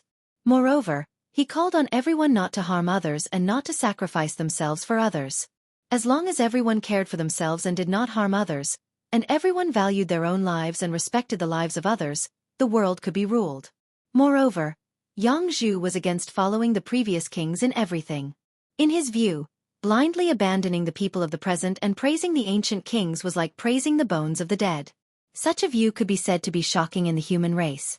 After all, the mainstream of the present world still regarded Xianxia and the other kings as saints, and they advocated imitating the previous kings and saints. However, Jianghu did not think this way. He advocated building a new society, and the basic principle of this society was for oneself and not for others. This was his principle of no one harmed themselves, no one harmed the world, and the world was ruled. In truth, in Jianghu's view, these two aspects were the core. No one should pluck a single hair for the benefit of the world, and no one should covet the benefits of the world for the sake of plucking a single hair. Because of this, Jianghu believed that life was more important than anything else. No one should look down on their own lives, and no one should harm the lives of others. Therefore, Jianghu emphasized extreme personal benefits, and did not pay attention to the interests of the country. This kind of thinking eventually evolved into the theory of no monarch, which was not tolerated by the world. Other than for oneself, Jianghu also had his own views on life and death. At this point, there was nothing more to say. In the end, he said that rotten wood could not be carved, and angrily left the country of Lu. After that, because of his identity, no matter which country Xiru went to, the kings treated him with respect and took good care of him, and no one could find fault with him. However, this was not what Xiru wanted. Xiru came here to promote his own theory, based on etiquette, benevolence, and righteousness, and to create a harmonious society.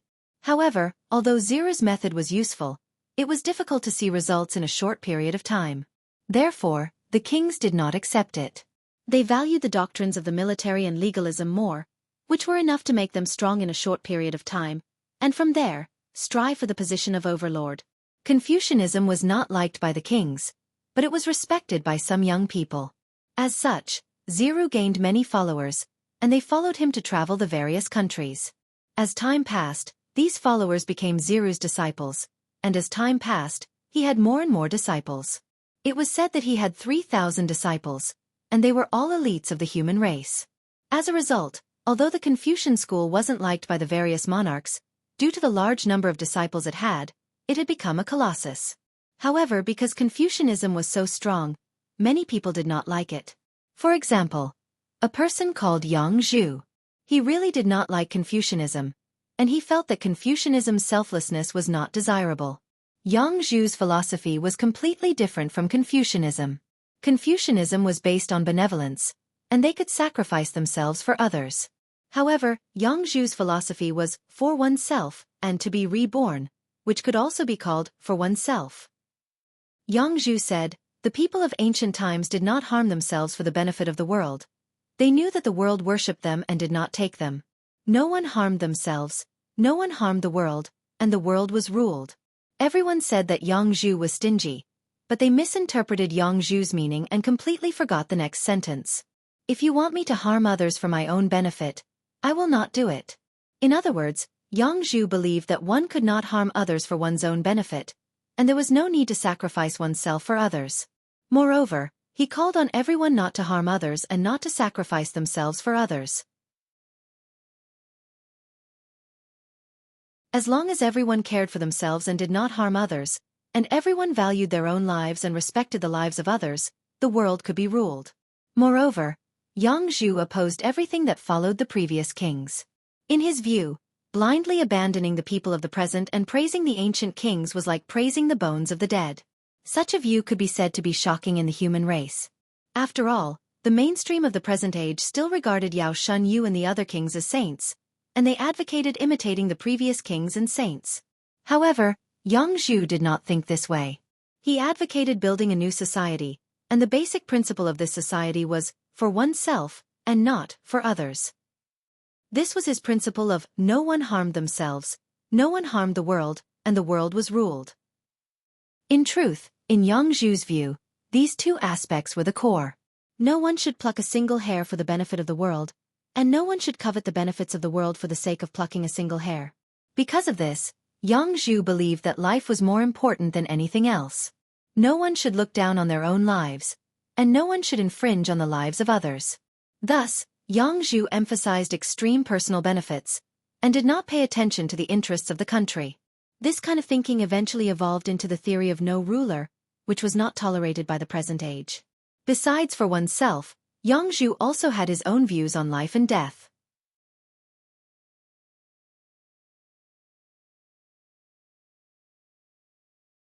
Chapter 875. If you finish reading these Khanate Taoist scriptures and understand them, the confusion in your heart will be solved.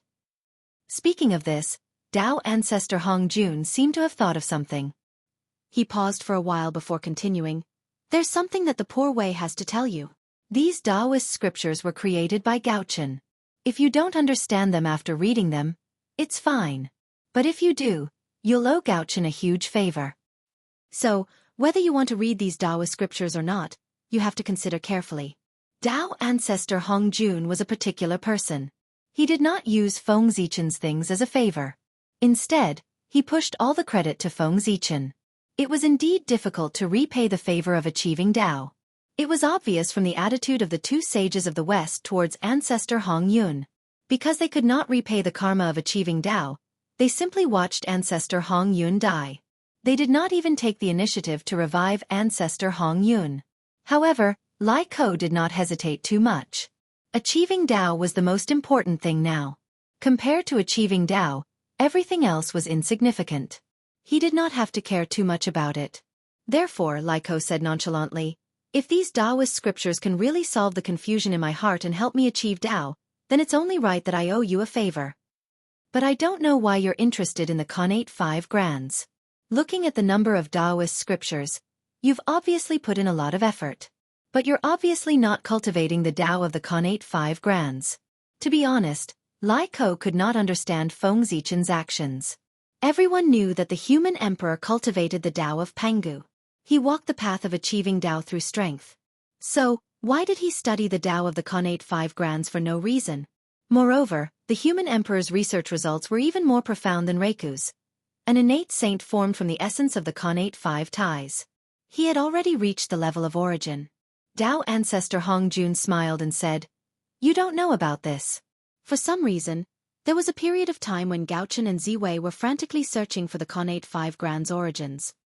For this, they even turned the primordial world upside down several times. It's only because you've been cultivating in seclusion in the chaos beyond the heavens that you've never stepped foot into the untainted world. Otherwise, the North Star and the Purple Star would have found you long ago. Later on, the two of them really couldn't find any traces of the Khanate 5 cosmos origins. Seeing that they couldn't do anything about it, they had no choice but to settle for the next best thing, which was to obtain the Khanate 5 cosmos origins through the method of constantly creating and destroying worlds. It was at this time that the two of them mastered the Tao of the Grand Cosmos 5 cosmos, and cultivated it to greater success. Ziwei has an indifferent nature and doesn't have many subordinates. After comprehending the Tao of the Khanate 5 ties, she put them aside. However, the North Star is different. He has a large group of humans behind him. Therefore, after he comprehended the Tao of the pre-celestial 5 Grand Cosmos, he spent tens of thousands of years deducing several pre-celestial Taoist scriptures to explain the Tao of the pre-celestial 5 Grand Cosmos. After that, he left the scripture with the human race, hoping that there would be geniuses among the human race's descendants who could comprehend the wonders of the Khanate 5 manifestations. Those pre-celestial Taoist scriptures are what you see in front of you. Back then, in order to collect the Khanate 5 Grand Cosmos origins, Feng Zichen and Ziwei would go to the chaos outside the heavens to create worlds whenever they were free.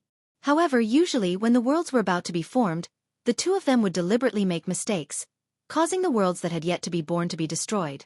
During the creation and destruction of the worlds, many Khanate 5 Grand Cosmos origins would be born, and the two of them would collect them. In order to collect the Khanate 5 Grand Cosmos origins, the two of them would often create worlds in the chaos outside the heavens. Such frequent movements could be hidden from others, but not from Tao ancestor Hong Jun. For this reason, Tao ancestor Hong Jun knew about this. However, what the two of them did was not harmful to the primeval world. Therefore, although the Tao ancestor saw it, he did not stop them. It was a tacit approval of their actions. Tao ancestor Hong Jun said it casually, but when Lai Ko heard this, he broke out in a cold sweat. Great Emperor Ziwei and Great Emperor North Star had worked together to search for the Khanate 5 Grand Cosmos origins? Although he knew that even if the two gods knew about his origins, they would not attack him for no reason, he was still scared. But Lai Ko was still scared. After all, being targeted by two Chaos Zenith Heaven Golden Immortals at the same time, who wouldn't panic if it happened to any great medium? Not everyone was as careless as Feng Zichen. Even if he was targeted by the Chaos Demon God, who was 3,000 realms higher than primordial Chaos Daluo Jingxian, he would still eat and drink as usual, as if he did not care at all.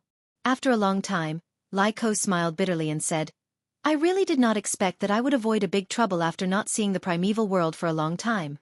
Dao ancestor Hong Jun used his walking stick to hit him and said, What are you afraid of? They did not attack you. As if awakened by Dao ancestor Hong Jun's walking stick, Lai Ko suddenly stopped panicking and did not dwell on this matter. Instead, he took the scriptures and read them. At this moment, the incarnation of a great medium looked at the central divine prefecture and saw the heavenly Dao purple clouds flashing in the Emperor City. A look of confusion appeared in his eyes. This is strange. The Emperor City is an important place for the human path, and the Emperor is the ruler of the human path. There should only be the human path purple clouds in this city. Why would there be heavenly Dao purple clouds? The great medium was confused. Although the human path purple clouds looked exactly the same as the heavenly Dao purple clouds, their auras were completely different. The human path purple clouds were gorgeous and noble, and had the appearance of all living things. The heavenly Dao purple clouds were high above, indifferent and emotionless. It was easy to distinguish between the two, and he would definitely not be mistaken. Could it be? With a guess in his heart, the great medium did not hesitate and directly sent his spiritual incarnation to the Emperor City. The spiritual incarnation of this great medium was called Zhou Yan.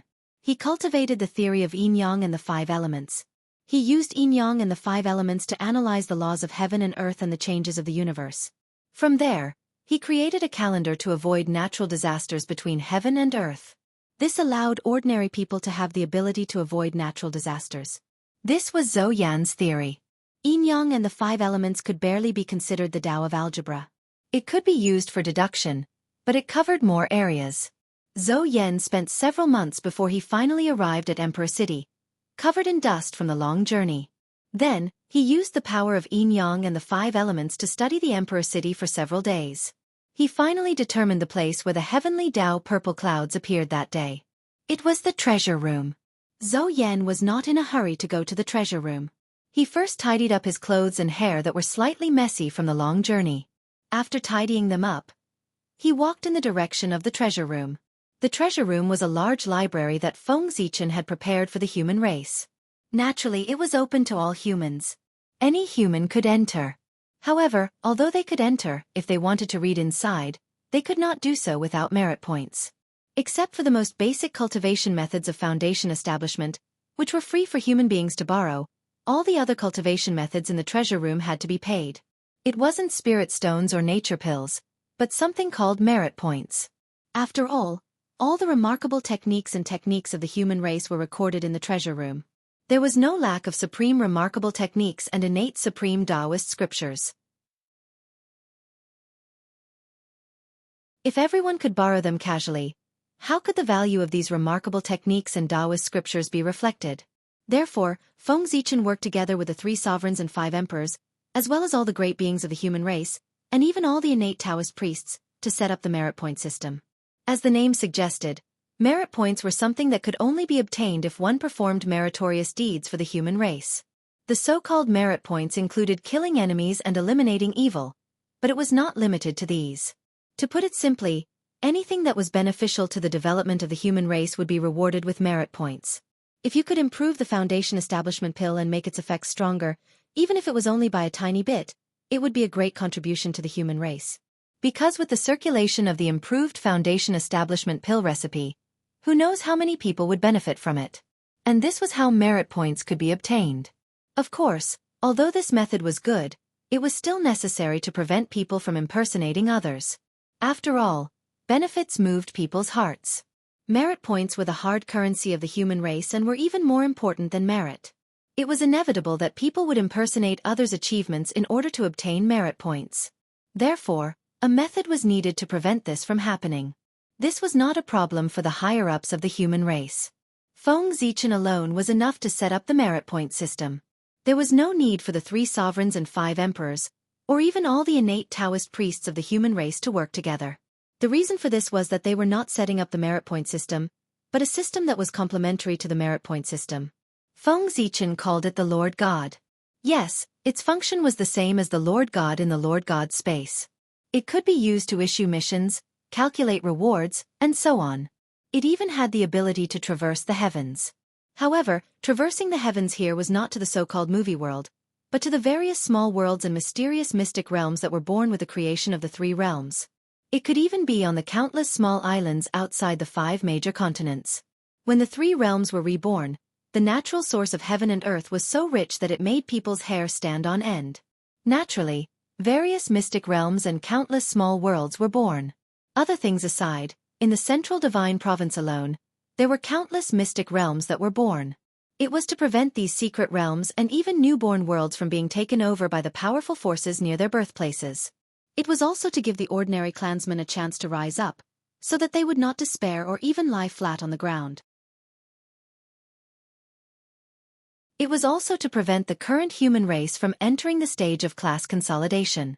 Feng Zichen personally ordered that all the mystic realms and new worlds in the central divine province belong to the human race collectively. No forces or even individuals could occupy them privately. Violators would be severely punished. In fact, even with Feng Zichen's prestige, the implementation of this order was not smooth. Because benefits moved people's hearts. In the mystic realms of heaven and earth, there were countless opportunities that could allow people to reach the heavens in one step. In the new worlds, there were even innate divine fetuses and innate spiritual treasures. Even the innate Taoist priests would be tempted by such opportunities, let alone others. For these benefits, many people chose to take the risk and did not hesitate to violate Feng Zichen's order to take it for themselves. Unfortunately, what greeted them was not the law that did not punish the majority, but Feng Zichen's thunderous means. Feng Zichen was not joking. Anyone or force that violated this order was killed by him with thunderous means. Among them, there were several human geniuses who were comparable to innate god fiends, and even an innate Taoist priest. It was also because of the death of an innate Taoist priest that this order was carried out. Even the innate Taoist priest would die if he violated the order, not to mention others. With the death of the innate Taoist priest as a deterrent, most people restrained their thoughts that they should not have. However, there were still a small number of people who bowed and continued to do as they wished. For this reason, Feng Zichen specially imitated the Heavenly Court's supreme heavenly mirror and created the heavenly mirror to examine the entire human race. But even so, there were still many cases of private occupation of mystic realms. In the end, Feng Zichen was forced to join forces with the masters of the human race to create the Master God system. All the mystic realms and new worlds in the central divine province were under its jurisdiction. It was responsible for allocating resources, issuing missions, and even issuing rewards. It was also because of the appearance of the Master God system that there were no more cases of forces or individuals occupying mystic realms of heaven and earth and new worlds in the central divine province. This was because when creating the Master God system, Feng Zichen had integrated part of the authority of the central divine province into the Master God system. The entire central divine province was created by Feng Zichen. It could be said that he had absolute control over the central divine province. In other words, everything in the central divine province, except for the human race, including the new mystic realms of heaven and earth and worlds, belonged to Feng Zichen. Why was Feng Zichen not afraid that the human race would betray him? Of course, it was because the human race could not do it. Their food, clothing, daily necessities, shelter, everything that the human race had was given to them by Feng Zichen. How could the human race betray Feng Zichen? This karma was too great for the human race to repay. Therefore, the human race could not betray Feng Zichen at all. Once they betrayed him, what awaited the human race was destruction. It was because he knew this that Feng Zichen was so dedicated to developing the human race. There was no such thing as unconditional love in this world. Feng Zichen was good to the human race because the human race was tied to him. They were his most loyal force. Was it wrong to work hard to develop a force that would not betray him? Of course not. Those who thought it was wrong were the ones with problems in their heads. It was because of the integration of part of the authority of the Central Divine Province that whenever a new mystic realm or world was born in the Central Divine Province, the Master God system was usually the first to detect it and take it under its control. This way, it prevented outsiders from occupying the mystic realms and worlds. Since the Master God system was born, it had been perfecting itself. In addition to the mission panel at the beginning, there was also a mall panel, a transaction panel, a friend panel, and so on. After the Master God system was born, among the human race, all living beings below the connate Taoist priests would automatically be bound to a subsystem of the Master God system. It was a form of identification. P.S. Happy Mid-Autumn Festival.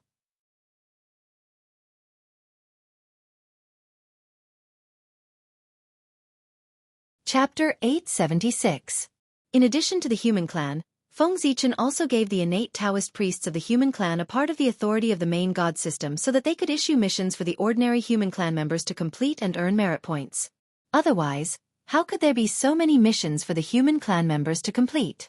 It was also because of the existence of the main god system that merit points became more and more important. It could even be said that in the eyes of the human clan, merit points were more precious than merit points. In the human clan, as long as you had enough merit points, you could do almost anything. Even if you wanted to reach the realm of the innate Taoist priests, as long as you had enough merit points, it was not impossible. The 3 sovereigns and 5 emperors would appear in person to bless you, condense the origin of heaven and earth for you, and help you go against the innate and reach the realm of the Daluo Taoist priests. From this it could be seen how precious merit points were. As for the Daluo Taoist priests that Feng Zichen used to establish his authority, he did not really violate Feng Zichen's orders. Since he had reached the realm of the Daluo Taoist priests, he was not very smart, but he was not stupid enough to go against Feng Zichen in the human clan. The reason why the Daluo Taoist priests was killed by Feng Zichen to establish his authority was purely because there was a problem with his identity. It was unknown which great medium he was, but Feng Zichen found out about it. Feng Zichen was a very smart person.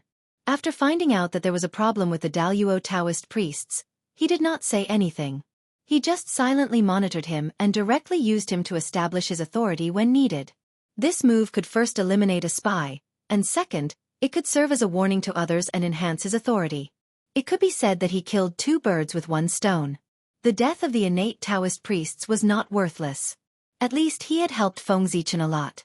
According to the agreement between those powerful beings and Feng Zichen, as long as they were reincarnated into the human race, they would be part of the human race. They would not be brought into the human race when they were born, and they would not be brought into the human race when they died. They would come in clean and leave clean.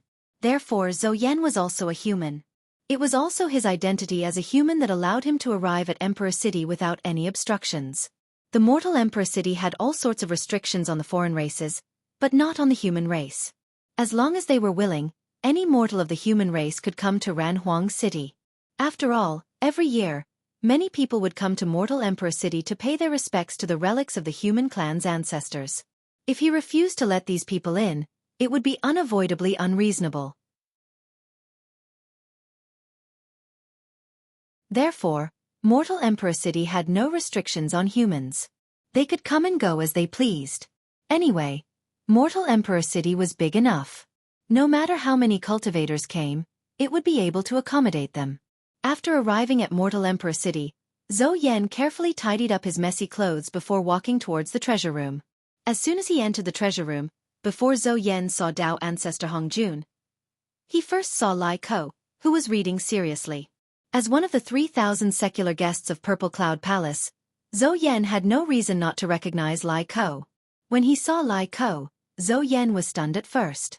Then, as if he had thought of something, his face lit up with joy. Since Lai Ko is here, doesn't that mean my guess was right? Teacher is really here? Thinking of this, Zhou Yan was undoubtedly more excited. Greetings, brother Lai Yu. After a while, Zhou Yan suppressed his surging emotions. He first bowed towards Lai Ko, then asked softly, "Brother, is teacher here?" Lai Ko nodded, pointed inside, and said, "Teacher is inside. If you want to see him, then go ahead." Zhou Yan cupped his hands at Lai Ko and replied, "Then poor Wei will go and see teacher first. After seeing teacher, I'll come and talk to you in detail." With that, Zhou Yan turned and walked into the treasure room with big strides. In front of a quiet room, Zhou Yan stood outside the door. He did not dare to enter rashly. Instead, he knocked on the door respectfully. When the door opened and a "come in," he took a deep breath, pushed the door open and walked in. Looking at the Taoist who looked exactly like Taishang Laojun, Zhou Yan did not understand why Tao ancestor Hongjun would appear in the world with Taishang Laojun's appearance. However, he still shouted respectfully, "Disciple greets teacher." It had already reached this stage, Qiu. Of course, Zhou Yan would not foolishly think that the Taoist in front of him was Taishang Laojun. Not to mention Taishang Laojun, even if Taishang Laojun himself came, he would not let Lai Ko wait outside the door like a disciple. "You came to see Poor Wei because you have doubts in your heart?" Tao ancestor Hongjun continued to stare at the book in his hand and asked without raising his head. Tao ancestor Hongjun could be rude, but Zhou Yan could not. He continued to respectfully reply, "Teacher, I do have some doubts in my heart. There are still many unsolved problems regarding the Tao of Yin and Yang and the 5 elements." Shaking his head, Tao ancestor Hongjun put away the book in his hand, led Zhou Yan out of the quiet room and walked upstairs. Without stopping, Tao ancestor Hongjun led Zhou Yan to the highest floor of the treasure room. After arriving here, Tao ancestor Hongjun stopped and used his dermic powers to take out a few jade books from the bookshelf.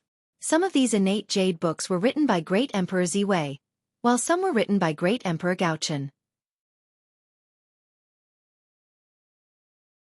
They are all top-notch innate Taoist scriptures, and they also explain the Tao of Yin and Yang and the 5 elements. Take a look at them first. Perhaps they can solve the doubts in your heart. Tao ancestor Hongjun handed these jade books to Zhou Yan and said. Out of curiosity, Zhou Yan took over these innate jade books and habitually looked at the titles of the books. He saw the following words written on them: General Outline of 5 Elements Witches, General Outline of 5 Elements Sacred Beasts, Pan Gu's Theory of Evolution of 5 Elements, General Outline of 5 Elements Celestial Emperor, General Outline of Evolution of the Sun, General Outline of Changes in Pan Gu's Eyes. After taking a few glances, he was sure that it was the innate Taoist scriptures that he could not write. Not to mention anything else, just the 5 Elements Grand Sorcerer outline. If one did not come into contact with the 5 Elements Grand Sorcerer, it would be impossible to write it. There was also the 5 Elements Celestial Emperor Grand Outline, which was about the 5 celestial emperors of the human race led by the Eastern Green Emperor. These 5 celestial emperors operated the 5 elements of heaven and earth and had been celestial emperors for a total of 5 million years. Their Tao could indeed explain the Tao of the 5 elements. Similarly, if one did not come into contact with the 5 elements celestial emperor, they would not be able to write such an innate Taoist scripture. There was also the Sun and Moon Evolution Grand Outline, and Panga's Eyes Grand Outline. These were top-notch Taoist scriptures that explained the Tao of Yin and Yang. If one did not study the sun and moon for many years, they would not be able to write such innate Taoist scriptures. There was also the Taoist scripture about Pangu. This was the innate Taoist scripture that only the authentic Pangu could write. Well, they were all top-notch innate Taoist scriptures. Naturally, Zhou Yan could not write them. Moreover, from the names of these scriptures, one could tell that these scriptures were very useful to him. It was a field that he had never come into contact with before. Thank you for your guidance, teacher. After accepting these innate Taoist scriptures, Zhou Yan thanked Tao ancestor Hongjun. However, Tao ancestor Hongjun shook his head and did not accept his gratitude. Instead, he said, "These scriptures are all from the human clan. If you want to thank someone, you should thank the human clan. Why are you thanking the Poor Wei, an old Taoist?" Zhou Yan came to a realization and said, "Indeed, I should thank the human clan. I owe the human emperor a big favor and will definitely repay it in the future. However, without your guidance, how could I come here and find these innate Taoist scriptures?" Shaking his head, Tao ancestor Hongjun could not help but laugh. It was not Tao ancestor Hongjun's fault for doing him a favor. It was because most of the problems that his disciples had to face could be found in the human clan. Since that was the case, why should he waste his breath to solve his disciples' doubts? Wouldn't it be better to just find the innate Taoist scriptures that they needed and give them to them so that they could comprehend them themselves? This way, it would save him a lot of trouble. Although doing so would make these people owe Feng Zichen a big favor. However, Tao ancestor Hongjun did not care at all. He could use this matter to let his disciples realize that the great Tao was difficult to find. Anyone who wanted to achieve the great Tao had to pay a price. After obtaining the Taoist scriptures, Zhou Yan stayed in the treasure room and began to comprehend the innate Taoist scriptures like Lai Ko. As for the merit points needed to borrow these innate Taoist scriptures, they did not need to hand them over. This was because these merit points were nothing compared to the favor that they owed Feng Zichen. Of course, there was no need to be calculative. It was also at this time that many smart people in the human emperor city saw through Feng Zichen's hint and knew that the new manager of the treasure room was a hidden expert. After all, they were all cultivators. Not many of them were not smart. Some things could be understood with a hint. Therefore, recently, many human cultivators were eager to go to the treasure room, hoping to receive the guidance of this unknown expert, the Tao ancestor. It could be considered luck. However, the guidance of the Tao ancestor was obviously not so easy to obtain. In the past few months, countless human prodigies had gone to the treasure room, but none of them were lucky enough to receive the guidance of the Tao ancestor. However, some smart people noticed the extraordinariness of Lai Ko and Zhou Yan, and seriously asked them for guidance on the difficulties they encountered in cultivation. As a result, they received a lot of guidance from them. This could be considered a great opportunity. Although Lai Ko and Zhou Yan's strength was no longer there, they were still great divine masters. As peerless existences in the half-step primordial chaos realm, they could even give guidance to the Taoist priests, let alone the human prodigies. To be able to receive their guidance, these human experts could be considered lucky. While Zhou Yan was heading to the human emperor city, in the distant North Sea Demon Palace, Patriarch Kuanping suddenly fell into the deepest level of enlightenment. A wisp of innate true spirit escaped from his body and turned into a butterfly. It flapped its wings and crossed the endless mountains and seas from the distant North Sea to the human emperor city. When the butterfly arrived outside the human emperor city, it suddenly turned into a Taoist with fluttering sleeves. He was unusually free and easy, and his temperament was even more unrestrained. This Taoist called himself Xianxia. His origin and strength were unknown. He sang a Taoist song and strode toward the human emperor city. In the past, Xianxia dreamed of butterflies, vivid butterflies. He said that he was suitable for Xi and did not know Zhou. Suddenly, he felt that he was suitable for Zhou. He did not know that Zhou's dream was butterflies, and the butterfly's dream was Zhou. There must be a difference between Zhou and butterflies. This is called materialization. Xianxia dreamed of butterflies? No, it's Kuanping. Why did he come to the human emperor city?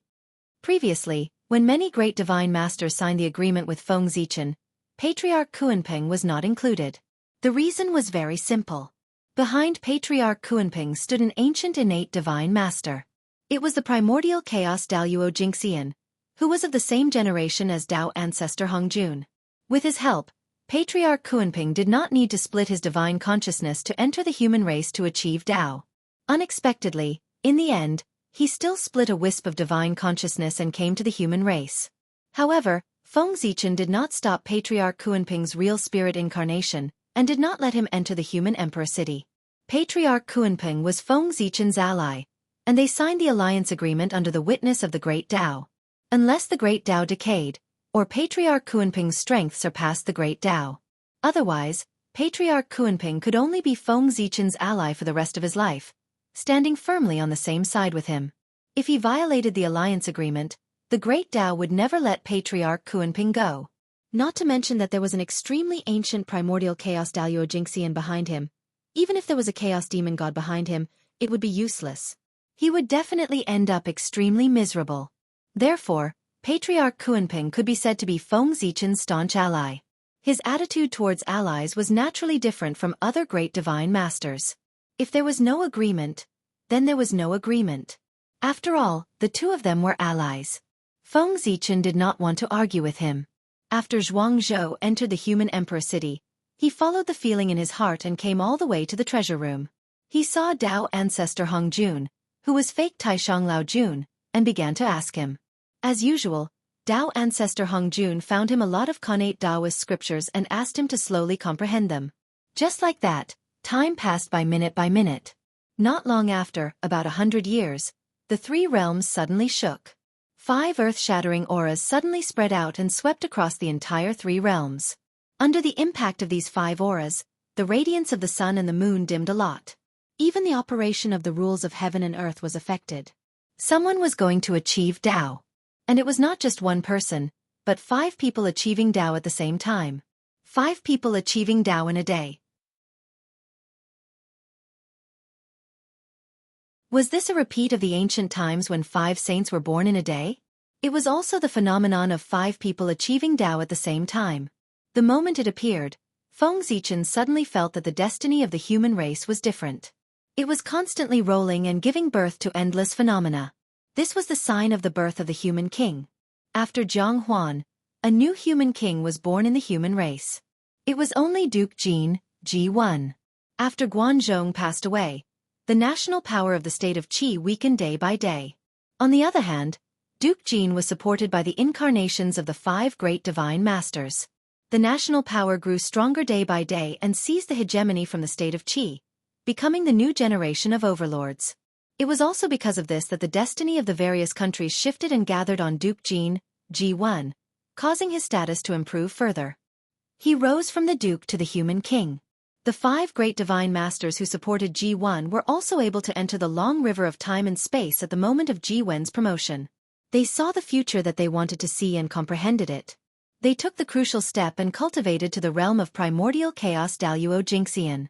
However, like Guanzhong, if they wanted to truly achieve Tao, they still needed the incarnation of the human race to die of old age and sever their karma with the human race. Only then could they truly achieve perfection.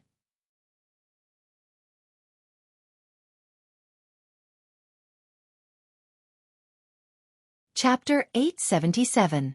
These 5 Grand Masters reaching the Tao at the same time had a great significance to the other Grand Masters. This was because they proved that when it came to assisting the mortal monarch, there was no difference between one person and many. As long as they were successful, they could all reach the Tao. Therefore, after these 5, even more Grand Masters appeared and joined the ranks of assisting the vassal state lords. Not long after Duke Ji1 became the mortal monarch, the 5 virtuous paragons who assisted him died one after another.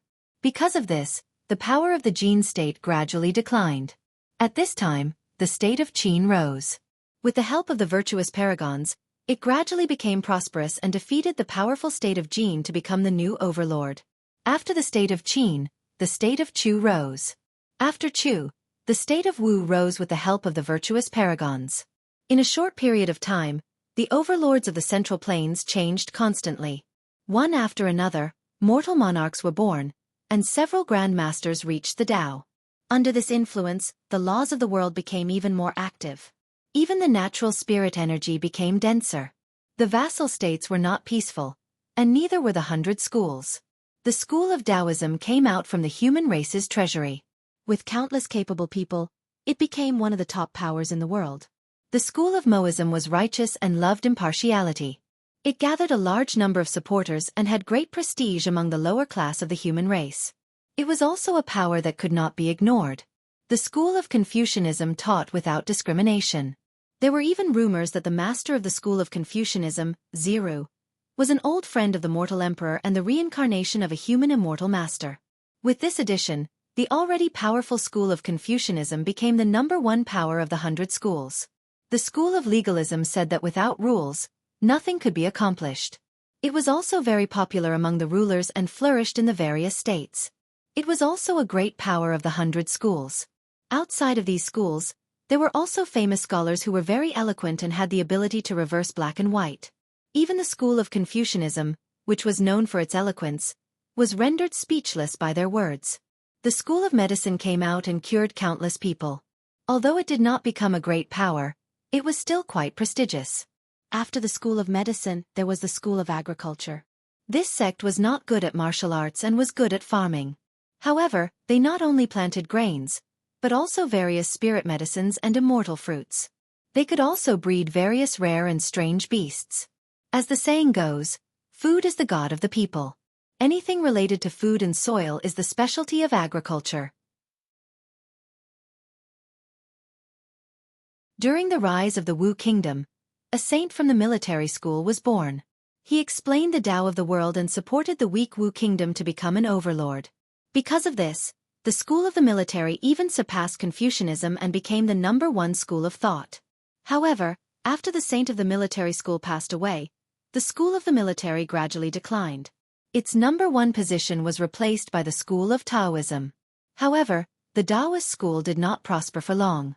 Not long after, a Taoist expert established another school, creating the Yin-Yang school of thought. This caused the Taoist school of thought to be greatly weakened, and the number one school was replaced by the Confucian school of thought.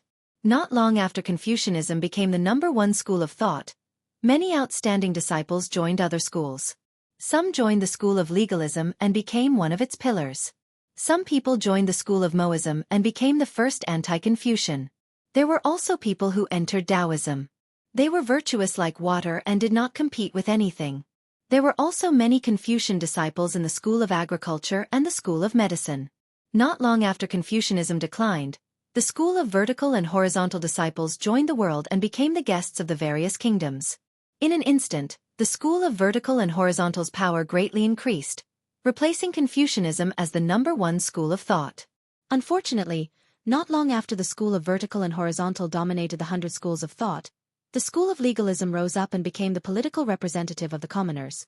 In terms of politics, they could be said to be unrivaled. They emphasized, don't be too close, don't be too lowly, and must be dealt with according to the law. The strict law became a tool to rule the country. The commoners enjoyed equal rights, and the country became more and more prosperous. However, because the school of legalism's philosophy of not being too close and not being too lowly, it clashed with the school of Confucianism's philosophy of not being too close and not being too lowly. As a result, an intense conflict broke out between the two. As soon as the two sides met, they would have an intense debate, and neither side could convince the other. In the end, it evolved to the point that in countries with legalism, the school of Confucianism would definitely be suppressed by the school of legalism. Similarly, in countries with school of Confucianism, the school of legalism would definitely be suppressed. As the two sides clashed, the school of Taoism rose up in the chaos. Afterward, the school of legalism and Confucianism worked together to suppress the school of Taoism. It was also at this time that the school of the military gained a new lease of life, and it overshadowed the other schools of thought. Not long after the school of the military rose up, the school of vertical and horizontal also rose up, and it was no weaker than the school of Confucianism.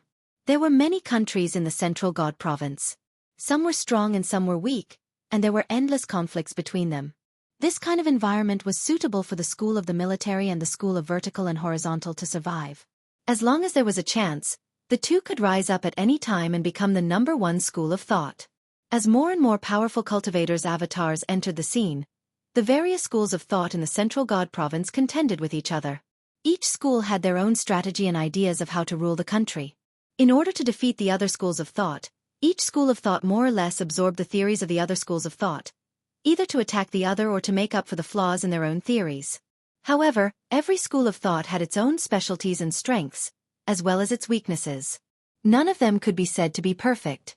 It was also at this time that someone proposed to combine Confucianism, and method of nomenclature, and integrate all the schools of thought.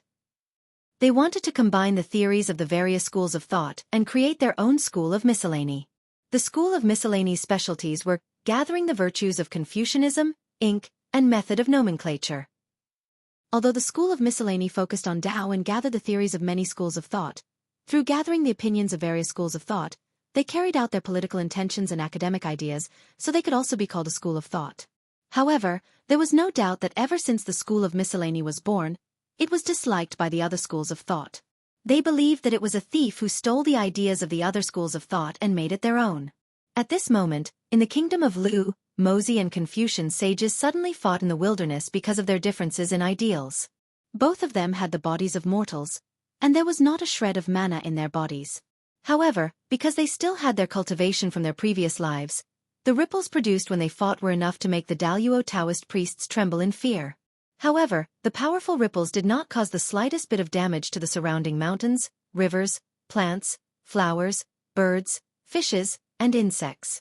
This was because the battle between the two was a battle of ideals, a battle of the Tao. Therefore, when the two fought, they competed in their understanding of the heavenly Tao and their control of the laws of heaven and earth, not the strength of their mana. Because of this, the battle between the two in the eyes of outsiders was just an ordinary bickering. However, in the eyes of those with high cultivation, It was abnormally terrifying. Conformist sages. At a certain moment, Mozi used the school of Mozi's ability, and the laws of heaven and earth around him suddenly condensed into one, surrounding Mozi and forming an absolute defense. At this moment, Confucian sage's ability came crashing down. The passing of time is like the passing of time, unwilling to give up day and night. This sentence was originally said by Confucian sages on the river, and the passing of time was like the river, flowing forward regardless of day and night. However, under the augmentation of the Confucian mystical ability, the absolute law of words, this sentence directly turned into a powerful time mystical ability. In the blink of an eye, the sea turned into mulberry fields, and endless time passed. Unfortunately, the school of Mozi's conformist sages were not weak. No matter how much time flowed, it could not break Mozi's ability. However, the school of Mozi was good at defense and not good at offense. Although Confucian sages could not break Mozi's ability, Mozi could not break Confucian sage's ability and hurt him. After the two were in a deadlock for a few days, Mozi suddenly stopped his ability and turned to leave. However, before he left, Mozi said, "Ziru, although I could not convince you this time, you could not convince me either. Since that is the case, let's wait until the next gathering of the 100 families, and then we will decide who is better." After he finished speaking, Mozi left. Yes, he left in the form of teleportation. Although he was immortal, with Mozi's realm, he had already become one with heaven and earth. Wherever he stood, he was the master of heaven and earth, and he could use the power of heaven and earth for his own use. This method was far superior to the Daluo Taoist priests. It was just teleportation, and it was too easy. As for the gathering of the 100 families mentioned by Mozi, it was suggested by a Taoist master. That person said, everyone reincarnated into the human race, not to fight to the death, but to attain Tao. There is no need to become enemies. Therefore, he suggested that everyone gather together every once in a while and exchange what they'd obtained. If by any chance they obtained some gains, they would be able to gain instant comprehension and become a Chaos Golden Immortal, and it would be a good story. This Taoist expert's suggestion was immediately approved by everyone. Just as he said, they were not enemies. Putting this matter aside, everyone was from the Xian sect, and they had all listened to the Taoist master's teachings. They were fellow cultivators and good friends. There was indeed no need to fight to the death. Finding time to exchange what they have learned would be more helpful for them to attain Tao. If they were inspired, it would not be a joke to attain Tao immediately. There was a precedent for this. Lai Ko, Zhou Yan, and Zhuang Zhou discussed Tao in the treasure room. They discussed the connate 5 manifestations and the mysteries of yin and yang and the 5 elements. During the discussion, Lai Ko gained something and directly achieved enlightenment. He immediately became the origin Daluo Jingxian. Who knew how many people were envious of such a situation? At the same time, Lai Ko's experience also allowed the other great mystiques to see the benefits of discussing the Tao. They would really benefit from it. Because of this, the gathering of the 100 families went so smoothly. My Confucian Tao is still not perfected after all.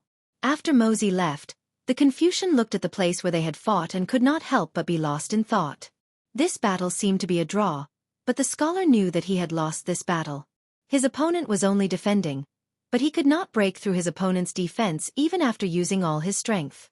If this was not a loss, then what was? However, although he had lost, the Confucian was not discouraged. His Confucian Tao was not perfected, but Mozi's Tao of Mo had long been perfected. His original body had also cultivated the origin Tao fruit not long ago. It was normal that he was inferior to Mozi. If his Confucian Tao was not perfected, how could he defeat his opponent? However, when the Confucian's Confucian Tao was perfected, it was still unknown who would win if the two of them fought again. Let's go. It's time to meet the Tao ancestor. After recovering from his thoughts, the Confucian turned and walked in the direction of Ranhuang City. He still had many doubts about the Confucian Tao, so he planned to ask the Tao ancestor. Feng Zichen was indeed inferior to Tao ancestor Heng Jun. This was an indisputable fact. Tao ancestor Heng Jun was a genuine Wuji Daluo Jingxian, while Feng Zichen was only a origin Daluo Jingxian. The gap of a large realm was not just a matter of words. Although Feng Zichen was confident that he could surpass Tao ancestor Heng Jun if given enough time, that was also the future. It did not affect the fact that he was inferior to Tao ancestor Heng Jun now. Feng Zichen would not deny that he was inferior to Dao ancestor Hong Jun. Moreover, it was not shameful to ask Dao ancestor Hong Jun for advice. It was not the first time Feng Zichen had done so. Not to mention, only Dao ancestor Hong Jun could give Ziru the answer to his doubts about the Confucian Dao. That was because Dao ancestor Hong Jun was the heavenly Dao.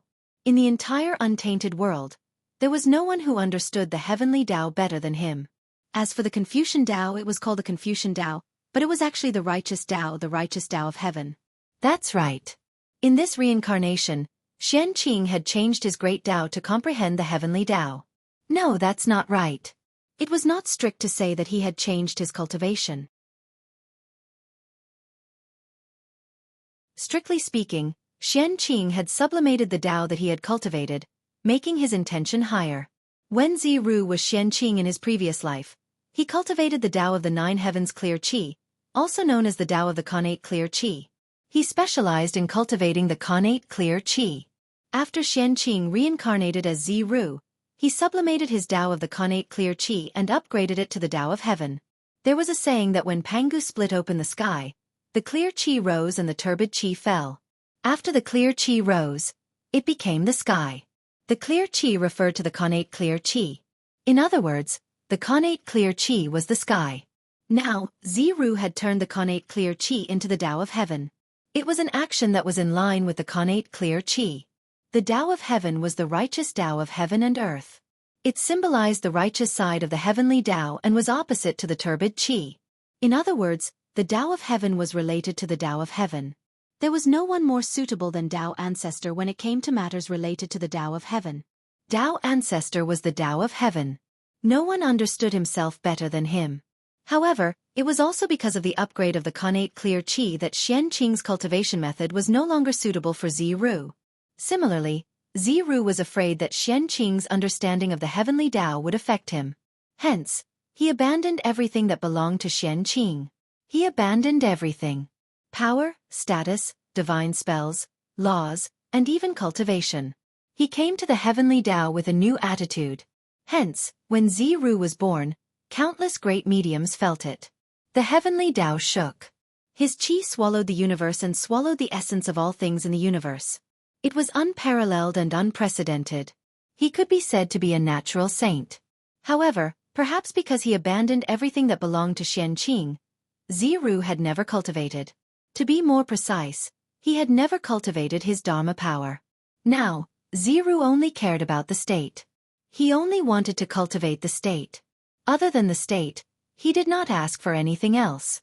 Whether it was profound Dharma power or a strong physical body, he did not ask for them. Ziru's attitude made the disciples of the Jie sect anxious. If he did not cultivate, when would he be able to return to the peak of the great fulfillment of the sage to be? If he did not return to the peak, he would not be able to refine the origin Dao fruit and cultivate to the realm of the origin Dao Jiangxian.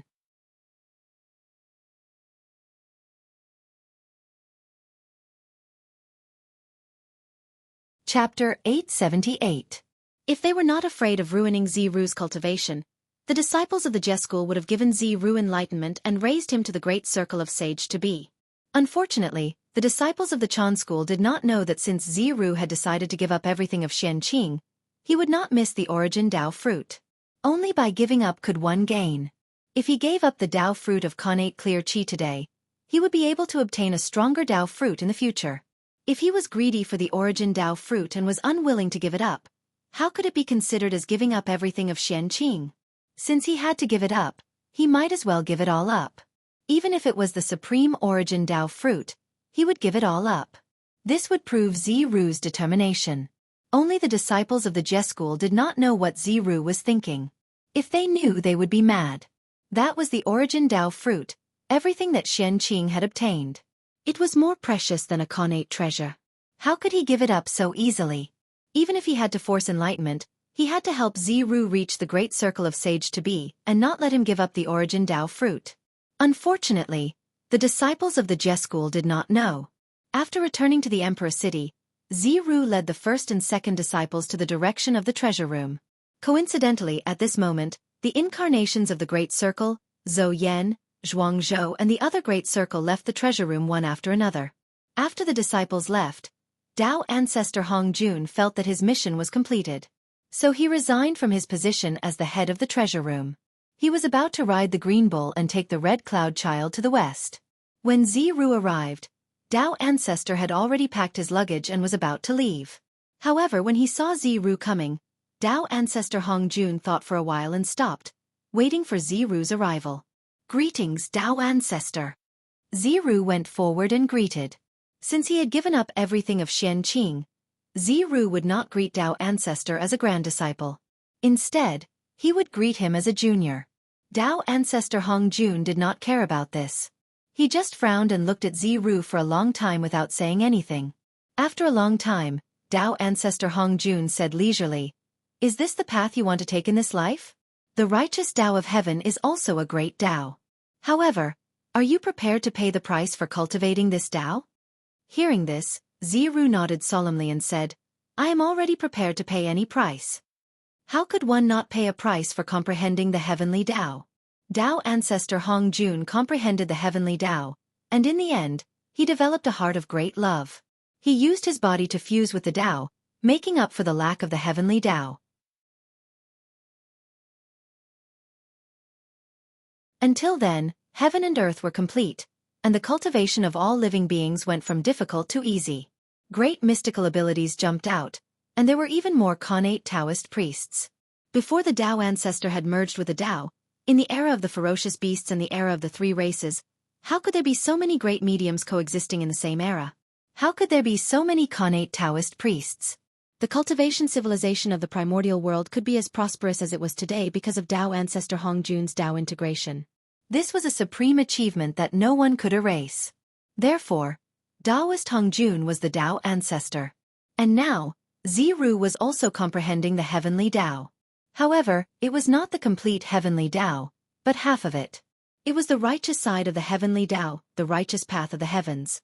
After Tao ancestor Hong Jun comprehended the heavenly Tao, he chose to fuse with the Tao.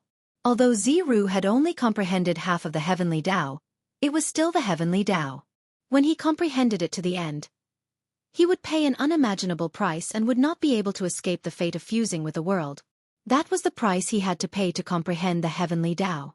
The deeper one's understanding of the heavenly Tao, the more difficult it was to escape the call of the heavenly Tao. In the end, they had to become a part of him. That was the reason why very few people in the world cultivated the heavenly Tao. In the primordial world, although there were tens of thousands of connate Tao, the strongest was undoubtedly the heavenly Tao. If there were no such worries, there would definitely be many great mystical abilities in the primordial world who comprehended the heavenly Tao. There would not be only the Tao ancestor. Now, there was an additional Confucian. However, although the call of the heavenly Tao was strong, it was not without a solution. Just like Tao ancestor Hong Jun, although he could not be free after fusing with the heavenly Tao, he could occasionally break free and enter the world to roam. In Tao ancestor Hong Jun's opinion, Ziru should have the same idea as him. After fusing with the world, he used special methods to protect his consciousness. He could still use various methods to interfere with the operation of the world. Unfortunately, Tao ancestor Hong Jun did not know that Ziru was bent on seeking death and did not prepare any backup plans. He planned to use the heavenly Tao to cut off all the karma on his body and completely erase the connection between him and his main body. If there was no more Xianxia in the world, no one would know that Xianxia and Feng Zichen were once the same person. Looking at Ziru, Tao ancestor Hong Jun could feel his determination. Therefore, he did not persuade him to turn back. He only said, "Are you here to ask the poor way about the mysteries of the heavenly Tao?" Ziru nodded and replied, "Yes, please guide me, sir." Without answering Ziru's question first, Tao ancestor Hong Jun led the green ox and walked towards the west. He gestured for Ziru to follow. Follow the poor way on the last leg of the journey. When Ziru heard that, he hurriedly followed. On the way, Tao ancestor Hong Jun explained his understanding of the heavenly Tao to Ziru as he rushed. The Tao of heaven is beneficial but not harmful. The Tao of man is to fight for it. The Tao of heaven is like a bow. The higher ones suppress it, the lower ones raise it, the surplus ones damage it, and the insufficient ones. The Tao of heaven destroys the surplus and makes up for the deficiency. The human Tao is different. It destroys the deficiency and provides the surplus. Who can have the surplus to serve the world? There is only the Tao. The two of them walked for a few days. Tao ancestor Hong Jun suddenly paused and remained silent. After a while he said, "The poor Wei has already told you her understanding of the heavenly Tao. The rest will depend on you to comprehend it yourself." When Ziru heard that, he hurriedly thanked Tao ancestor Hong Jun. "Thank you for your guidance, sir." Tao ancestor Hong Jun's expression was indifferent as he gestured for Ziru to leave. However, Ziru refused and insisted on sending the Tao ancestor a distance away. The Tao ancestor did not insist and allowed Ziru to send him off. After another day, the Tao ancestor suddenly said to Ziru, "You and I are about to part. Before we part, the poor Wei has something to say. I heard that the rich give people money, and the benevolent give people words. I am neither rich nor noble. I have no money to give you, but I am willing to give you a few words. In today's world, the reason why those who are intelligent and insightful meet with misfortune and almost die is that they enjoy ridiculing others. The reason why those who are eloquent and understanding bring disaster to themselves is that they enjoy spreading the evil of others. As a son, do not think highly of yourself. As a minister, do not think highly of yourself. I hope you remember." The Tao ancestor had traveled the human world for 100 years and sat in the treasure room for 100 years. He was not playing. These insights were all summarized by him in the human world. Tao ancestor Hong Jun was a person who was very particular about karma. These insights were obtained in the human world. Then, he would leave them in the human world and not bury them in his heart and return to the heavenly Tao with him. Ziru nodded and said, "I will definitely remember it in my heart." The two of them continued to move forward and walked to the shore of the Yellow River. They saw the river water surging and the turbid waves rolling. Its momentum was like 10,000 horses galloping. Its sound was like the roar of a tiger and thunder. Ziru stood on the shore and sighed. The dead are like old men, unwilling to part with day and night. The water of the Yellow River surges endlessly, and people's time passes endlessly. I do not know where the river water goes, and where does life return? Hearing Ziru's words, the Tao ancestor said, "Life is between heaven and earth, and one with heaven and earth. Heaven and earth are natural things. Life is also a natural thing. People change when they are young, strong and old, just like how heaven and earth have the alternation of spring, summer, autumn, and winter. What is there to be sad about? Born in nature, die in nature. Let nature take its course, and one's nature will not be chaotic. If one does not let nature take its course and is busy between benevolence and righteousness, one's nature will be restrained. Fame exists in one's heart, and anxiety arises. If one wants to keep benefits in one's heart, one's worries will increase." Ziru explained, "I am worried that the great Tao is not enough, that benevolence and righteousness are not applied, that the chaos of war is endless, that the country is in chaos and cannot be governed. Therefore, I am lamenting that life is short, that I cannot contribute to the world, that I cannot contribute to the people." The Tao ancestor said, "Heaven and earth move on their own without anyone pushing them. The sun and moon move on their own without anyone burning them. The stars move on their own without anyone arranging them. Animals are born on their own without anyone creating them. This is nature, why bother with people? The reason why people are born, they have nothing, they are honored, they are disgraced, they all have their own principles and ways. Follow the principles of nature, follow the ways of nature, the country will be self-governing, and people will be righteous. Why bother with etiquette and music to promote benevolence and righteousness? To care about etiquette and music to promote benevolence and righteousness is against human nature. It is like a person beating a drum to seek someone to escape. The louder the drum, the further the person escapes."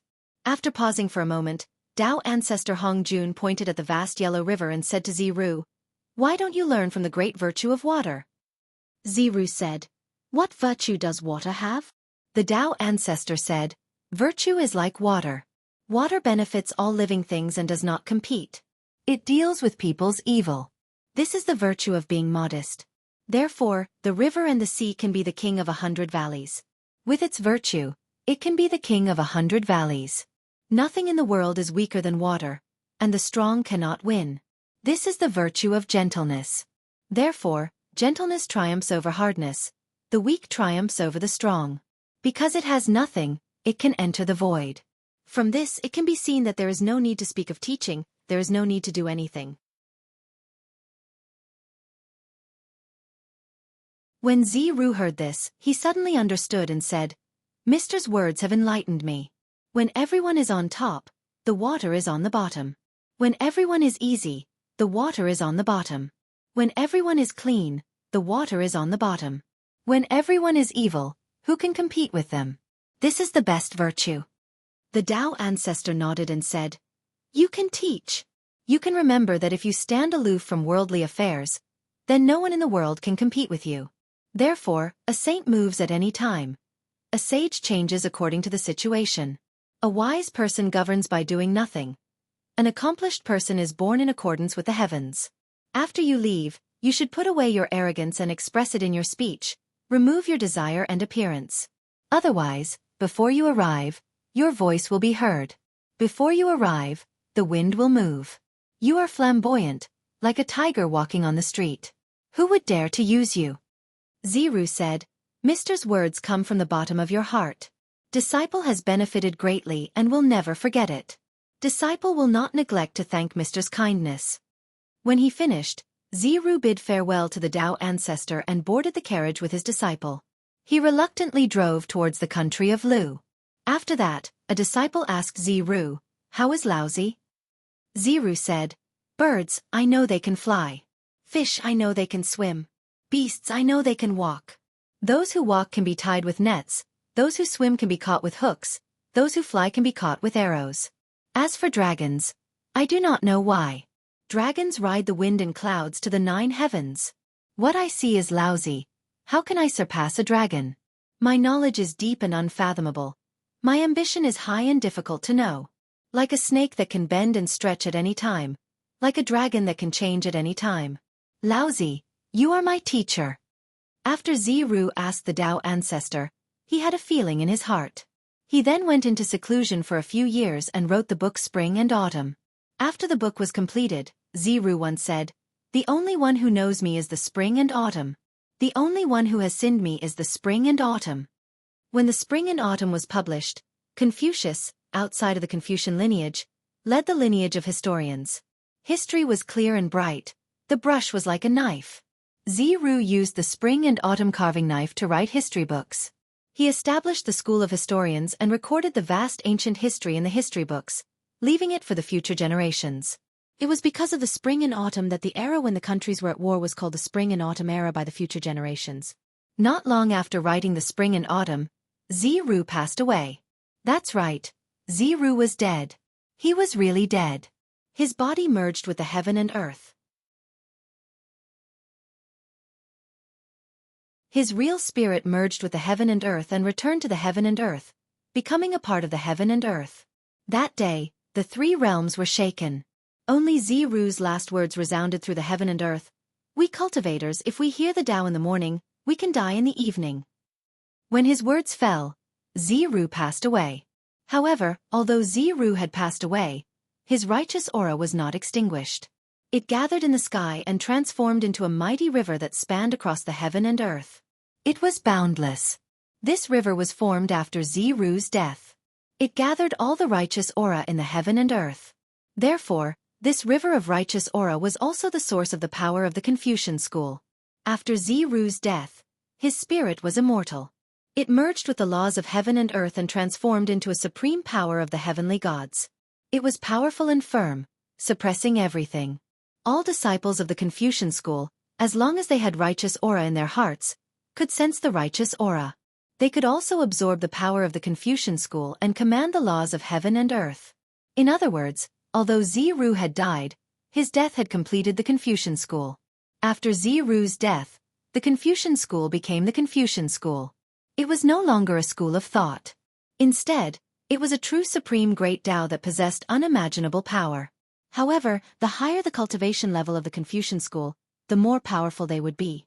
Once the righteous aura was released, they would be almost invincible among those of the same cultivation level. The Confucian school's mystical power was the law of heaven and earth. It could be said that there was no way to counter it. Even the cultivators of the divine demon lineage, who were known to be the strongest in terms of combat power, would not dare to say that they could defeat the disciples of the Confucian school in a direct battle. Moreover, the cultivation of the Confucian school was extremely fast. There was no need to refine connate qi into one's body. One only needed to understand the principles and set one's mind to increase their cultivation level and obtain great power. The prodigies of the Confucian school could reach the Great Confucian School at the age of 60.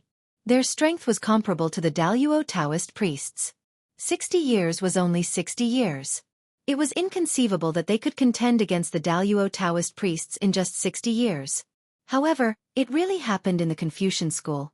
This was because the power of the Confucian school came from Ziru. Although Ziru had died, his power had not been extinguished. He had merged with the righteous Tao of heaven and earth and turned into a vast river. His power was comparable to that of a sage. The Confucian school was born from Ziru's power. The higher one's cultivation level, the more power they could borrow from Ziru. In front of Ziru's power that was comparable to that of a sage, even the great mystical powers were no match for him, let alone the connate Taoist priests. However, although the Confucian school was good, it did not come without a price.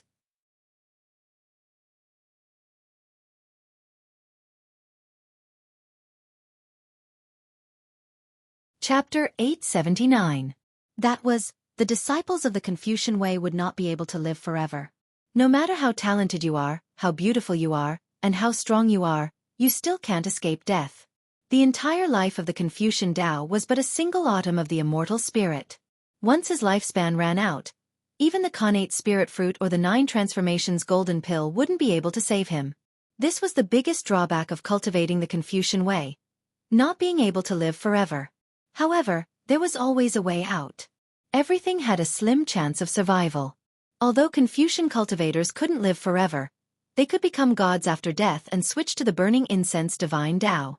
In the future they might be able to prove the great Tao again.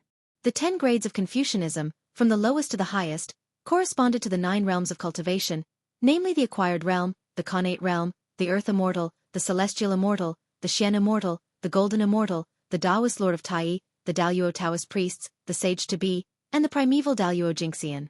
Among them, the 8th-rank Confucian scholars were known as Great Confucians, and their strength was comparable to the Daluo Taoist priests. The rank 9 Confucian scholar was a half-saint, and his strength was comparable to a half-saint. The 10th rank was a saint, which was also the realm that Ziru had reached after his fall. It contained the righteous path of heaven and earth, and its strength was enough to stand shoulder to shoulder with a true saint. Ziru's body merged with the heavens and the earth. The heavenly Tao was shaken, and the sound of the Tao reverberated throughout the world for 3 years. At the same time, on the day of Ziru's death, the strength of the disciples of the Confucian Tao rose explosively. 72 great Confucians were born in one day, and their might shook the world. Ziru's spring and autumn had received the support of the power of time, and as a result, it had undergone an indescribable change. It now had the power to predict the future. On the other hand, Ziru's carving knife underwent an indescribable change as well. It was also infused with the power of time, turning into a supreme saint artifact. It was called the spring and autumn brush by the disciples of the Confucian way. Once the spring and autumn brush was used, it could determine a person's life and death. It could also turn the void into reality. It was incomparably mysterious. When he wrote the word fire, the heavenly fire would descend into the world, and when he wrote the word lightning, it would turn into the innate divine lightning. When he drew an animal, the animal immediately came to life. The spring and autumn brush could be considered a supreme creation treasure. However, this was not the most powerful aspect of the spring and autumn brush. Since it was named after the spring and autumn brush, it naturally had something to do with time. A single stroke of the spring and autumn brush could strip away millions and millions of years, turning something rotten into something magical. And when the spring and autumn brush and spring and autumn were combined, they could even interfere with the future. By writing something that had never happened in the spring and autumn annals with a brush, it would become a reality not long after. It would become something that was destined to happen.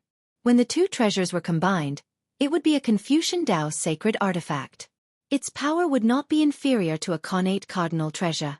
However, this treasure could not be used frequently because what it consumed was not magic power, but the fate of the scholarly faction. Body is one with heaven and earth. True spirit returning to heaven and earth? How could it be? How could Xianxia? In the Shangqing Hall on Golden Ao Island, the Grandmaster of Heaven lost his composure when he saw the Xianxia's body merge with the world and his true spirit return to the primordial world. Xianxia was his pride, the most outstanding disciple of the Xian sect. How could he fall so easily? Although Xianxia was one with the heavens and earth, he did not really die. But in the eyes of the sect leader of Tongtian and the other great mediums, Xianxia was dead, completely dead. The innate true spirit had returned to heaven and earth, so how could it not be considered as falling? Yes, with Xianxia's realm, the innate true spirit was immortal and indestructible. But how could something that was in the mouth of the heavenly axiom be spat out so easily? What was the difference between merging with the heavenly axiom and not appearing in the world? Not everyone was like Tao ancestor Hongjun. After merging with the heavenly axiom, he could still maintain his true spirit and come out from time to show his presence. Moreover, how could the heavenly axiom at that time be compared to the heavenly axiom now? The heavenly axiom would also improve. Xianxia was one with the heavens and earth now, so he might not be able to come back. How could the sect leader of Tongtian not be heartbroken when his most outstanding disciple fell? Master. I hope that Master can help save eldest senior brother. At this time, a group of disciples of the Jie sect rushed into the Shangqing temple under the lead of Duobao. They bowed to the sect leader of Tongtian and begged him to save Xianxia. However, the one who answered them was the Grandmaster of Heaven, who looked defeated. I can't save him. The body is one with the heavens and the earth. This is according to the heavens. Even as a saint, I can't interrupt this process. This is caused by the power of the heavens and earth. As a saint, how can I go against the heavens? The power of a saint was given by the heavenly axiom. How could he go against the will of the heavenly axiom? Therefore, the sect leader of Tongtian couldn't save Xianxia. At this time, Xianxia's last voice came from afar. If one hears the Tao in the morning, one can die in the evening. His voice was ethereal, and it echoed in the Shangqing temple for a long time. After a while, the sect leader of Tongtian shouted, if one hears the Tao in the morning, one can die in the evening. Xianxia is a real person who seeks the Tao. I'm far inferior to him. After that, the sect leader of Tongtian looked at his sorrowful disciples and said softly, well, you don't have to be sad for Xianxia. You should be happy for him. He got what he wanted. He can die without regrets. Why should he be sad for him? This is his own choice. He lived to seek the Tao, and he died to seek the Tao. He has no regrets. At this time, all the great mediums had an inexplicable respect for Xianxia in their hearts, because they saw the qualities that a Tao seeker should have in Xianxia. This was a real Tao seeker. In order to seek the Tao, he really abandoned life and death. Yes, compared to the vast and unpredictable Tao, what was life and death? If he could seek the Tao he wanted, even if he died, it would be worth it. When Xianxia was about to die, he must have gotten what he wanted. That was what he wanted all his life. If he could get it, he would die without regrets. He died with a smile. His smile was full of relief and joy. All the great mediums in the untainted land saw this. Therefore, they wouldn't feel sad for Xianxia's death. Instead, they would envy Xianxia for getting what he wanted. Every great mediums had lived for countless years. How many of them hadn't seen through life and death? If they were willing to die to seek the Tao, there would be a lot of them. Unfortunately, if Feng Zichen knew what they were thinking, he would definitely scoff. Getting what he wanted? Dying to seek the Tao? Those were all fake.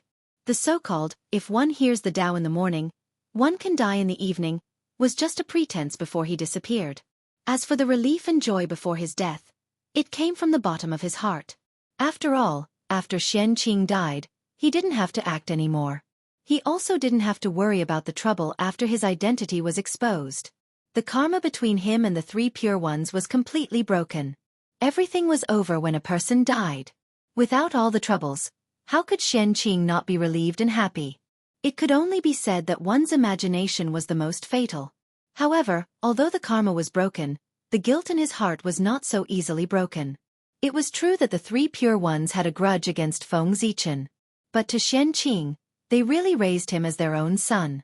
He couldn't not return this feeling. That's right.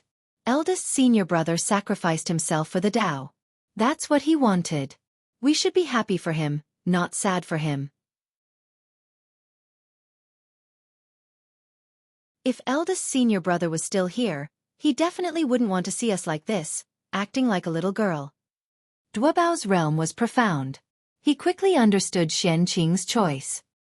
He came back to his senses and suppressed the sadness in his heart. He started to talk to his junior brothers and sisters. Seeing that their master and senior brother had said so, the disciples of the Jie school couldn't show it even though they were sad. They could only bury it in their hearts. However, it was impossible for them to reveal a smile. They could only remain expressionless and calm. It was also at this moment that a bright green light suddenly burst out from Penglai Island in the East Sea. Immediately, 3 12th grade green lotuses of creation appeared from the depths of the island. They broke through the void and flew towards Golden Turtle Island. What? Sensing that something was wrong, the sect leader of Tongtian's heart skipped a beat. He directly left the Shangqing temple and went outside the temple.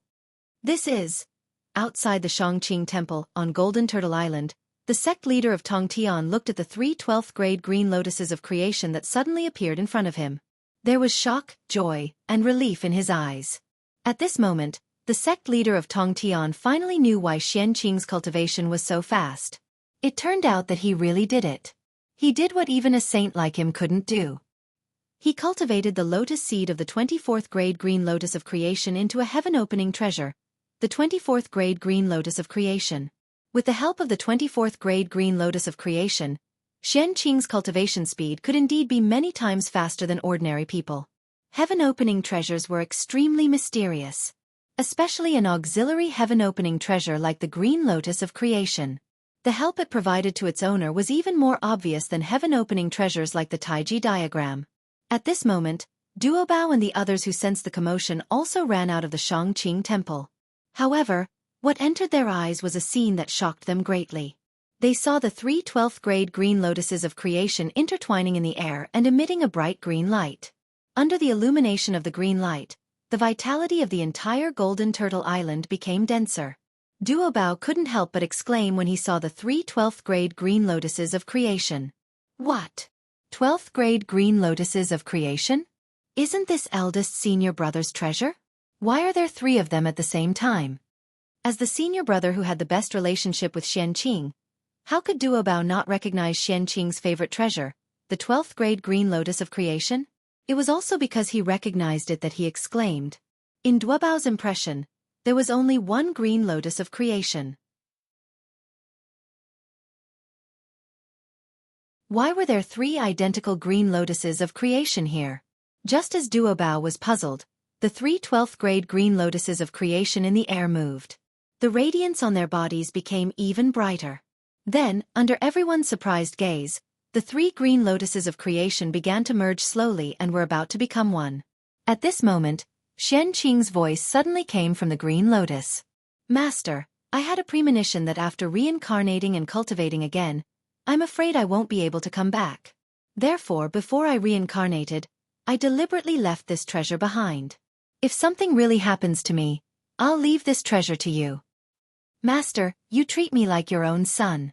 I should serve you under your command to repay your kindness. However, in order to seek the Tao, I can only be an unfilial disciple.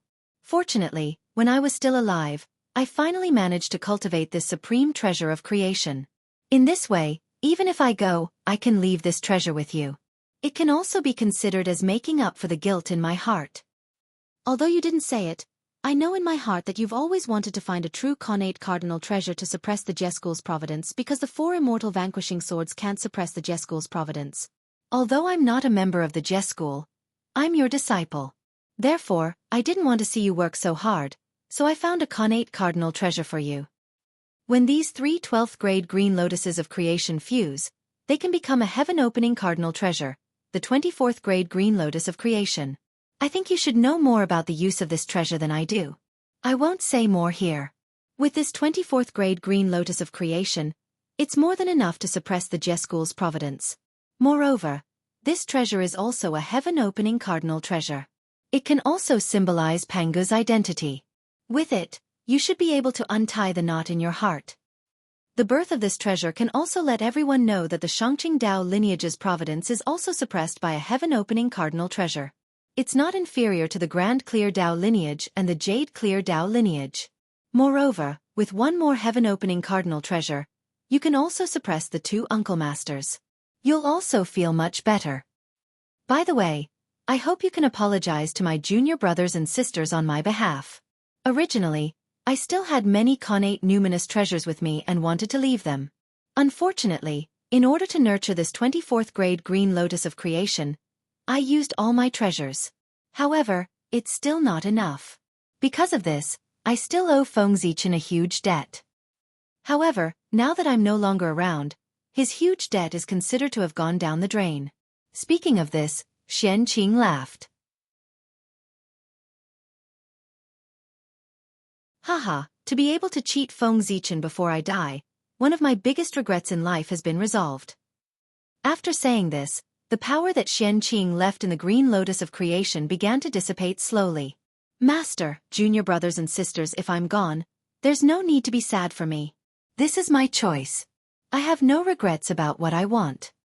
Lastly, help me take care of the three immortal island. Unfilial disciple Xianxia will remain. Master, please don't miss me. I'll be with you. At this point, the last remnants of Xianxia's power completely dissipated. At the same time, the three 12th grade green lotuses of creation had also finished fusing. A stronger and bigger 24th grade green lotus of creation gradually appeared in front of sect leader Tong Tian and the disciples of the Jie sect. However, at this moment, no one was looking at this extremely precious connate cardinal treasure. They were all immersed in the sadness of Xianxia's departure. Although they had accepted the reality of Xianxia's departure, they didn't cultivate the heartless Dao. How could they not be moved? How could they give up so easily after thousands of years of being together? However, their sorrow didn't last for long because the supreme aura of the heavenly Dao woke them up very quickly. In the sky, majestic dark clouds filled the air and covered the entire sky of the East Sea. And in the deepest part of the dark clouds, a purple vertical eye was faintly discernible. That was the eye of the heavenly Dao. The heavenly Dao had appeared in person. It was the aura of the 24th grade green lotus of creation that had alarmed it. You're tuning in to the Wisdom Diary YouTube channel. Don't forget to subscribe and join us on this journey to catch the most captivating stories.